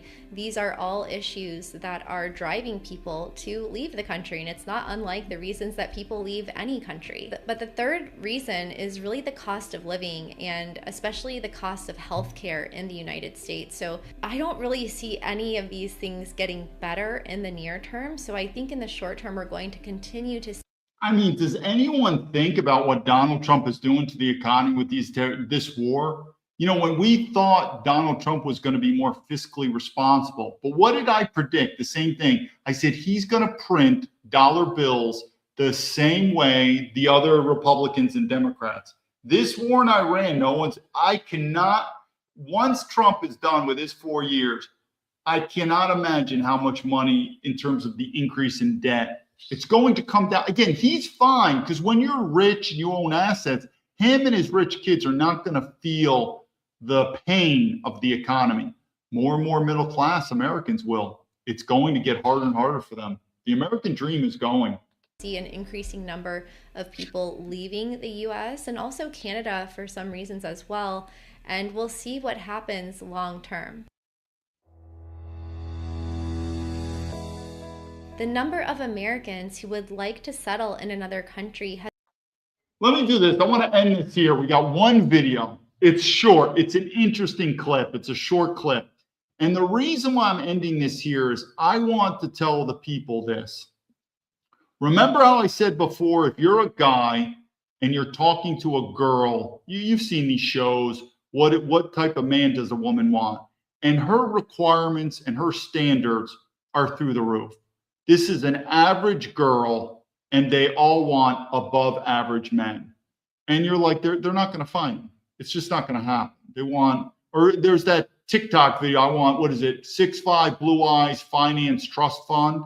And the average girl is like, yeah, I'm going to get that guy. That's what they think. But you as a guy, look at them and you realize they're delusional. But there's no matter what you tell them, they're never going to believe you until the laws of nature will teach them. And that's called hitting the wall, we call it. Usually when a woman's 35, the biological clock, her beauty goes down, and then she realizes, I'm never going to get this. And they realize they only have two choices. You better lower your standards down fast, or you're never going to get a man. But we know that. We're like, there's no matter how much discussion we can do, it is what it is, but the laws of nature are going to come. What do I say now about America? I'm telling you, you're going to see it. You're going to see collapse, revolution, civil war. And for the same reason, guys, like, So now what we're going to do is we're going to show you a clip, and we're going to show you, because the topic is about being delusional. So if you're delusional about one topic, you can be delusional about the other. So as guys, we know that women are delusional about their standards. We know that. They probably don't until the wall hits. So the question is there are also men, when you're talking about America, they're delusional. Trump is doing a great thing. We're doing fine and this and that. And the FBI is not corrupt. They're fucking delusional. They're absolutely delusional. Now, this clip we're going to do, it's a TikTok clip. This is from a MAGA superstar. It's a woman, pretty good looking woman too, blonde hair, blue eyes. She's been spoiled, whatever I said. The most spoiled women in the world are white women. But she is a MAGA superstar. She makes more money, has more influence, has more power, not Megyn Kelly, but similar, than 99% of men. So I'm saying this is a role model of MAGA, of conservative, and she is fucking delusional. And it's so sad for the same reason, because this is about left and right, the same reason we, or whatever, the MAGA people like to make fun at the left, say they're so delusional. Remember, like gender? Oh my God. They can't. What's the definition of a woman? I don't know. And then the MAGA makes fun of them. Ha ha ha. And we're like, delusional. And for some reason, the MAGA people don't think they're delusional too. They are. I'm a nationalist. I'm not MAGA. And this clip, I want you to show you and say, this fucking person's delusional. And when we have people, again, this is not a normal person. This is high up. And then when you start talking about delusion, or like, I don't think Charlie Kirk got assassinated or anything. The FBI is not corrupt. And if the FBI says that, then that's the way. Delusion. What do I do with that person? Nothing. I leave. But we know that we have to get into the facts that it's kind of human nature, like the lemons. In order to be a leader, you've got to have the courage, the wisdom and strength to get away from the pack. Because even Americans, not Americans, even humans, we are pack animals. We live in groups, tribes, societies. It's against our nature. When I left America alone in 2010, that's not normal. You go against the nature and then go to a place like China. So it takes courage. But when you start seeing more and more of your tribesmen, the leaders, and you realize they're fucking delusional.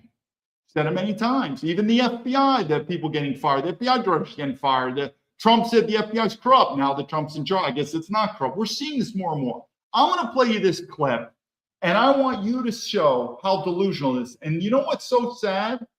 Is everyone knows me. I'm not a big fan of these liberals.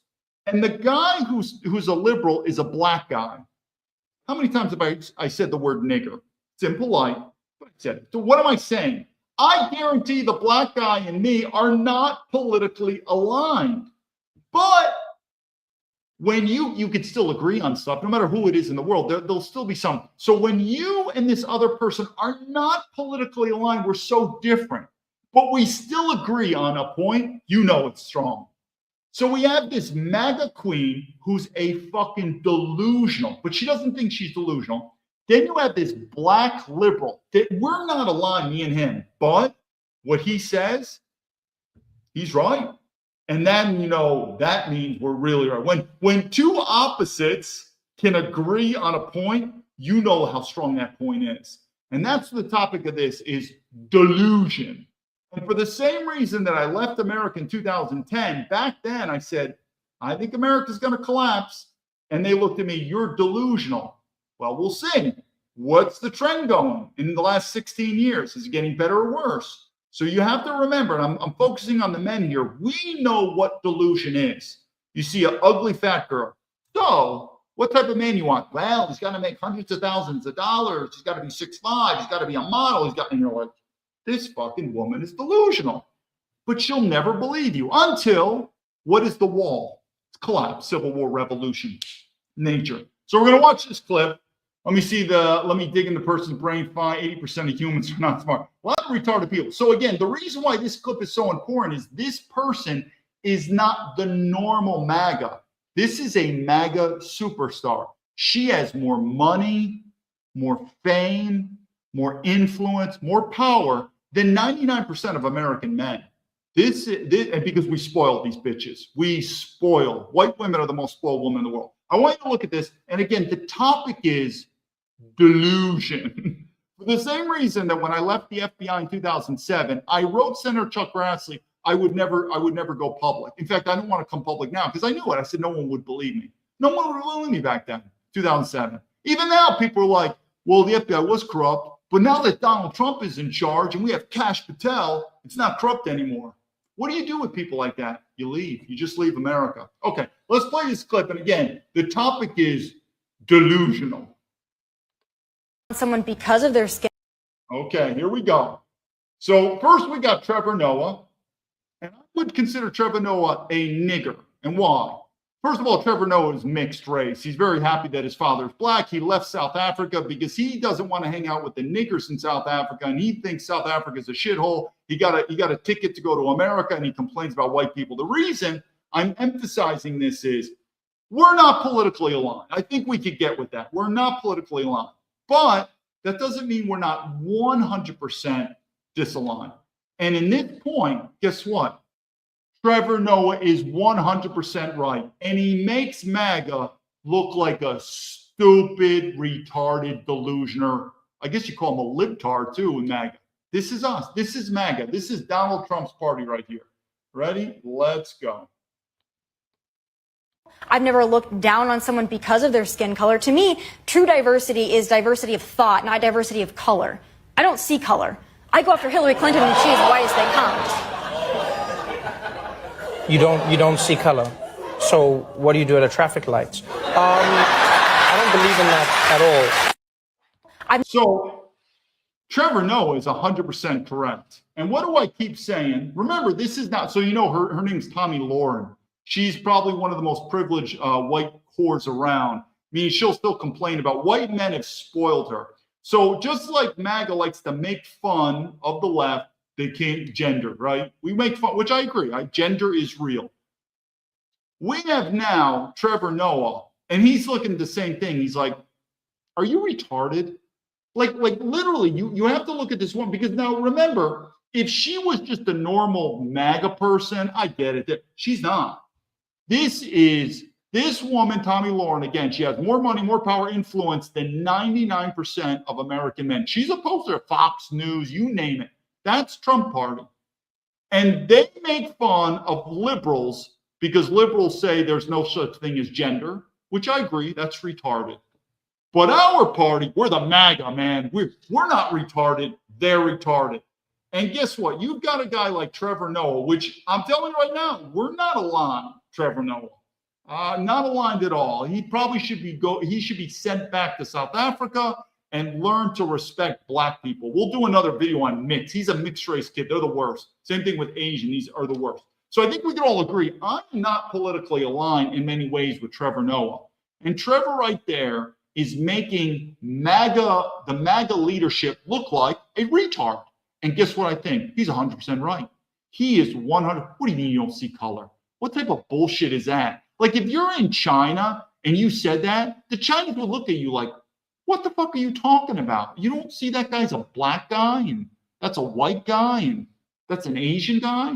They would look at you like you're mentally fucking retarded. The same thing we rightfully so look at people who can't get gender.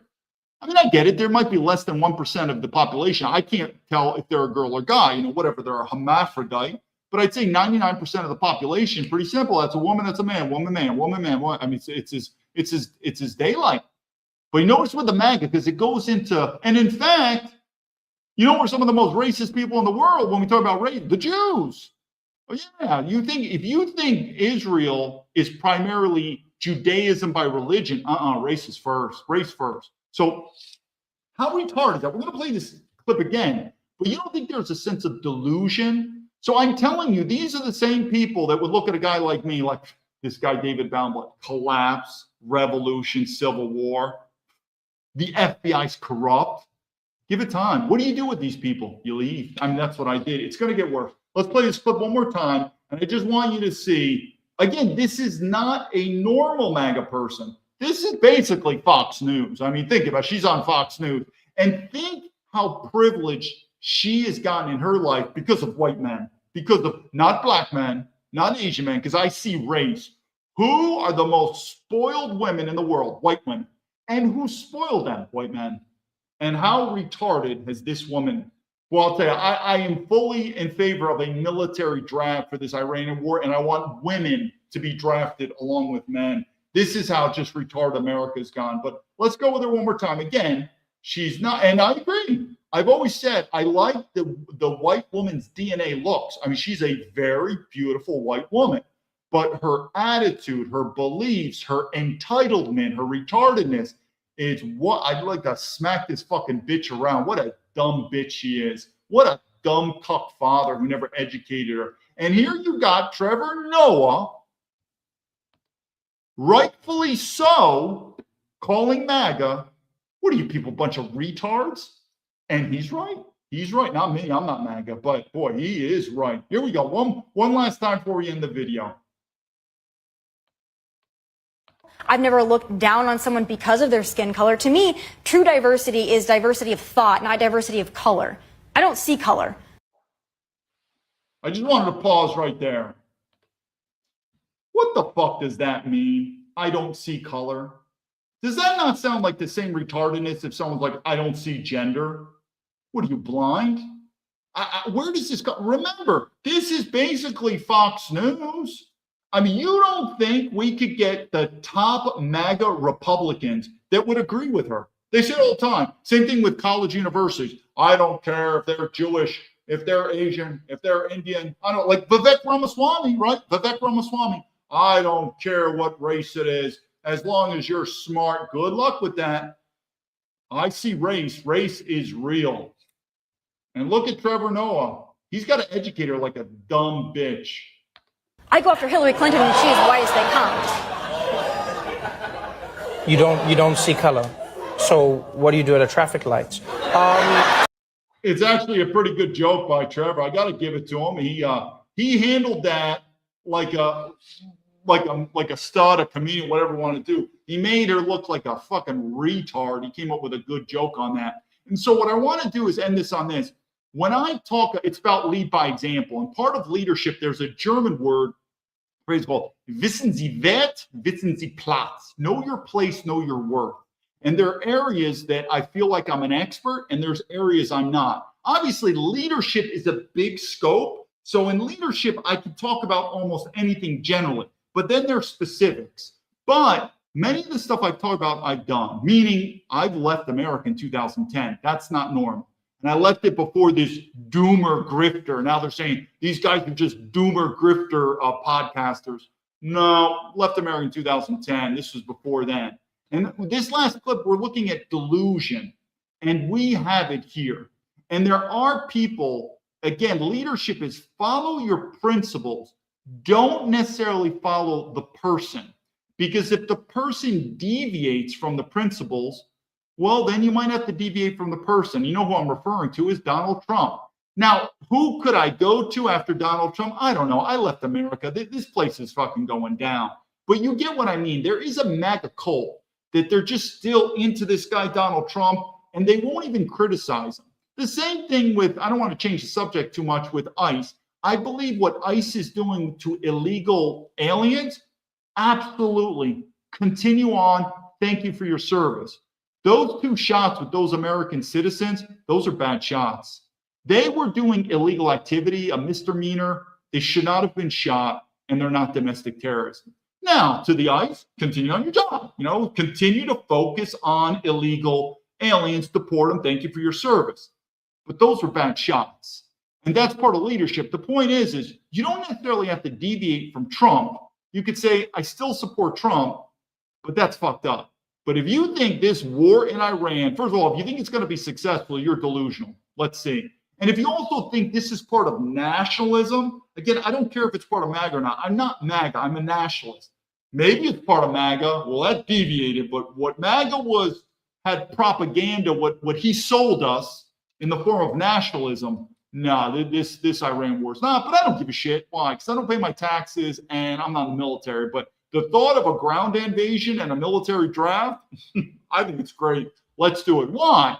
Because it's sort of like the wall. You can't reason with these fucking dumb fucks, to include MAGA. And what would that wall be? Oh, military draft, right? Say, oh, really? Here's a rifle. You're going to Iran. Whoa. Wait a minute. It's kind of like we make fun of the liberals, which is right. I think we should support immigrants. Really? Do you mind housing them in your house? My house? Yeah, your house. You just said you think American tax money should spend to put these immigrants, house them. How about your house? And what do? They come with an excuse. I'm busy. My house isn't big enough. Well, you want to fucking talk the talk and walk the walk, you dumb fuck, right? Guess what? Same thing with MAGA. I think this Iran war is great. It's just what's up. Good. Here's a rifle. You're going to get drafted. Whoa, wait a minute. I can't go. My back hurts. I can't. No, asshole. You think this war is good? Let's go. So it's the same thing. Or like I just said, the delusion when the MAGA people look at the liberals, say, oh my God, they can't recognize that gender is real. They're retarded. And then you get the MAGA person like, I don't recognize race. I don't recognize color. We're all the same. They're mentally retarded. So where do you go on this? I don't think you're going to go anywhere until what I keep saying. What the wall is to the woman, which is reality, which is nature. I think that's with a country when it comes to security and economics. The wall is going to be sooner or later, the piper is going to have to get paid. And when he doesn't, these systems are going to continue to collapse at an exponential rate. And until people start realizing, oh my God, this fucking thing is done. The US dollar inflation is going to go, because these things can go fast. But we'll end it here and we'll do more. Let me just look at any comments. If there's a military draft, I'm leaving. Like I said, we'll see all these MAGA people. And I mean, that's another thing. Can you even envision Donald Trump, who dodged the draft 5? He's a smart enough guy that I think he knows this already. But he's a slick salesman that I think he could say, nah, fuck it, I'm going to do it anyway. Meaning common sense would say there's no way a man who dodged the draft 5 times could impose a draft on Americans. It will never work. But I don't know. I think Donald Trump would say, no, I had bone spurs and, and Vietnam is different. I don't know. I think there's a lot of dumb MAGA. But I do believe that a lot of these MAGA people who think the war is great, once they put a rifle in their hand and they're about to get shipped off, meaning drafted, I think they're going to say, no, this ain't for me. Same thing, like I said, with the liberals that are like, I think it's great. We need to support immigrants. Okay, put them in your house. Use your money. Oh, no, I don't want to do that. It's that same sort of thing of lead by example. But there's a lot of delusion. Anyway, hopefully that's the episode. In the future, I'll do some more about going overseas. I'll focus probably more on Asia. But like I said, there are plenty of other places to go to. But I would say just to put it simply with this going overseas, if you have the money and you go to these major expat places, these would be Dubai. They'll also do it, even though Dubai's in a war zone right now. A lot of people are leaving. Dubai is very rich. Singapore, Hong Kong, Switzerland. Switzerland's also different. But it is kind of hard where you're going to go. Europe, like I said, Europe is a safe bet, and that's why I think a lot of Americans are going there. But be careful. It could be some of the similar problems. Or you could go off the beaten trail a little bit more. That's what I did with Asia. But the risk is higher. But then again, you're not dealing with a lot of the Western stuff. So it depends. But either way, I think we should all agree that if more and more percentage-wise Americans are leaving America, that's not a sign of success. Because we were raised, like you and me, that America at the time was the best, and everyone wanted to come to America. And if it starts going the opposite, a big question mark should be and say, what's going on? Why would a guy like me with my resume leave America? And never want any problems with America. And it just shows how much this system and corruption is going, that even when I left America, they still don't like it. Even when I quit the FBI, I don't like it. There's something, it's like leaving corporation because we'll do it. We don't have time, but I'll go into it. But there's a reason why when Americans leave, the American government, the corporations have taught the American people to have hatred against those people. It's kind of weird, right? Hey, dude, I'm leaving America. Fucking traitor. Where are you going? I'm going to Canada. Fuck you. You ever get that? Why? Why is that? Because the American people have been indoctrinated. Why? Because the American government wants to teach the American people that really, unless you leave the country, which means you're not paying any tax, you're not going to support it, there's really little you can do. So the American government wants to make you believe that if you don't like America, vote. And Americans have been indoctrinated to think, yeah, man, I'm not going to do anything violent. I'm not going to do anything illegal. And I'm not going to leave the country. They don't want you to leave. I'm going to vote. And every time I vote, I get option A or option B, which really all goes to the same option. So it's always push, vote, vote. But if someone just said, you know something, I just want to leave America, it's looked upon very negatively. Again, when I left America, I was never like, fuck you, I'm never. I was very thankful and happy. I was born and raised in America. It's just the value system is just changing. What I was taught at West Point, duty, honor, country, has been replaced by a globalist corporation. It's a goal. Why are we doing it? Money. It's just, we are a globalist corporation. And so my value system was not aligned and I left. I've never said anything negative about America. No, I just left. But there's negativity when you see, I get it on X many times. Fucking traitor, left America. Where did they get that from? Because you got to look at them like children. The parents are the government and the corporations. Why is that? Because I'm telling you, what the government and the corporations want you to believe is voting is the way to change the system, even though nothing really changes. Leaving is actually what really will change your life. And they don't want that. They don't want American citizens to understand that sense of powerhood that says, you know, it's like a corporation, right? You can do whatever you want, just shut the fuck up and do your job. But if you quit, it is a form of power. And then if more people quit, think about a strike. They don't want that. It is. Corporations don't like it when people quit because it's one of their few things that they have that they're losing power. We all know it. How many times, like in a movie, you're like, you know something? Fuck you, I quit. There's a sense of power into that. And most people are like, fuck, man, I wish I could quit. There's power into that. So the American government, they don't want to make you know that there is a sense of power. When you leave the country, it's your saying, I quit. I'm not going to take this shit. Same thing I quit the FBI. It's in my nature. Sooner or later, we're all going to die. You make money, you don't make money, you get your girl, you don't get your girl, we're all going to die. A lot of people in the West seem to forget that. They really seem to forget that. That was another reason why I left the FBI. Most people, we're talking 90% in the FBI, it is a pension and a paycheck. They're not doing it for duty on our country. But if you realize no matter what you do, success or failure, we are all going to die. I'm not going to be remembered, and probably neither are you. And so what does that do? It takes your fear level and it decreases it. Because organizations, like it or not, they do want to have an element of fear on their citizens.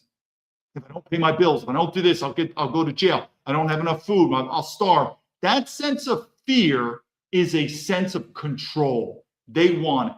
But every now and then a person says, I don't give a fuck. There's been many times in my life I thought my life was going to be over. And it didn't. I could say I got lucky. But sooner or later, my luck is going to run out. Even old age, my luck will run out. There's many times I've had many regrets in my life. But the one thing I've never had any regret, and I'm 50 years old, never, is I've never not done something in my life based upon fear. There are things I didn't do in my life because I'm like, that is retarded or that's way too risky or what. But if it's only because of fear, no. So by all means, there are going to be decisions in your life where you're going to say yes and no, and I think, and use an educated mind. But you don't want to be, at least from a leadership level, and when you're older in life, to say dad or grandpa, or maybe you don't have kids, and you say, fuck it, I did my life and I don't have any kids. But you don't want to be that person who says, why didn't you do that? And it's, I was scared. You don't want that to be that single variable. It could be something else. I didn't do that because I didn't want to risk that person or that, or I thought it was a retarded plan or so. Who knows? But you don't want to be, I didn't do that, especially something that you always wanted to do, but you're afraid. And that's also, like I said about the government, they get you into that pension plan. I've seen it. Same thing with some yo-yo CIA guy who was just like, man, 7 more years, 7 more years. I remember that, 7 more years to retirement. And I thought to myself, I don't want to be that fucking pussy. Because when I left the FBI, it wasn't just 3 years in the FBI. My Army time counted. My 4 years at West Point counted. So 20 years in the FBI, that's a 30-year pension. It's fine. One day I will die along with you. None of this is going to be remembered. But try to reach on to something that's beyond the humankind. It's something that you almost feel that it's past the human nature, that's in that spiritual, religious, metaphysical realm. And you'll know that realm is when you push yourself to the point where you're like, this is pretty fucking scary, I have to admit. And I'm not doing this because I'm on drugs, I'm drinking alcohol, or I just want this thrill. That's not, because you would prefer it not to be risky. There's just something you want to do. But then you realize, this is fucking dangerous. This is really dangerous. And then you realize about leadership, it's not the absence of fear. We all know that. It is the presence of fear, but it's your ability using courage to overcome that. And I say that again, it doesn't matter what I'm working with, but the biggest obstacle that I've seen in human existence is fear. It's without a doubt, it is the most controlling factor. And there's no doubt leaving America was one of the issues, especially saying, hey, I'm picking up my shit. And I put 5 suitcases and I just put on the airplane and I flew to China. And it was a wacky adventure. That more videos I'll explain. So I keep saying that. And these fears, not necessarily about leaving America, they could be in so many different tribulations and trials in your life.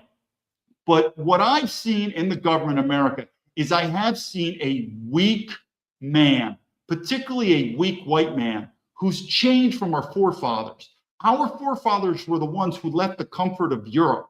They moved to America, and it was dangerous. They did not immigrate to America. They were settlers. They had a shovel in one hand because they better earn their way. They had a rifle in another, and they probably had the Bible too, because they knew that one of the best ways to overcome fear is that sense of God. Whether you get that from religion, you get that from philosophy, or you get that from spirituality, something. But fear will come, and belief in God is your biggest strength. And what have we accomplished in America? Amazing things. And I truly believe, make America great again. America was a great country because we had great men. And I think the problem is, I've said this many times, that thing, weak men, strong countries, weak men. And I think we are the products of exemplary men. And we've gotten lazy, we've gotten spoiled, we've gotten selfish, and we've allowed the corporations to take us over. And that's what we live in. We live in the corporation, the globalist corporation called America. And that's the number one reason why I left America. For what I learned at West Point, which is the founding of America. The United States Military Academy, West Point, goes all the way back to George Washington, where he remarked on it.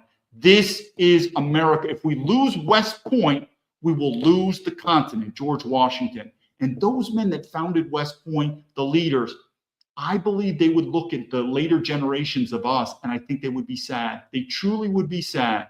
And as we're going off the war in Iran, we're like, no, we're reliving that. No, we're not. We've turned into bullies. Those men, our forefathers, weren't bullies. We're turning into bullies now, and we're working for the corporations. We know it. So I could go on and on. We'll save for another video, but I go back to here. Just like leaving your state, your city, or your country, it is going to take courage. And many people will not do it because they're very intimidated. And I say again, from leadership, whatever decision matrix you use of should I or shouldn't I? Should I be with her? Should I not? Should I take the job? Not. Should I leave the country? Not. This or that. Make sure that you will never have a variable that if someone says, why didn't you do this? Or even you did do something, whatever. And the reason is because of fear. That is the most horrible explanation later in life. You will regret it. Unbelievable. There are so many things I regret in my life, but the one thing, I will never have any regrets. My level of risk was beyond the normal man. And I've never really had a decision where I said, well, I'm not going to do it because I'm scared or stuff like that. Hopefully that adds some value. And again, like I said, give it time, but you're going to see the trend. More and more Americans are leaving. And if you love America, stay. But don't be like a lot of Americans say, I'm not leaving because, and they don't want to admit it, they're scared. They're scared. Until then, David Baumblatt from Terabint Leadership, I appreciate your support. Lead to victory.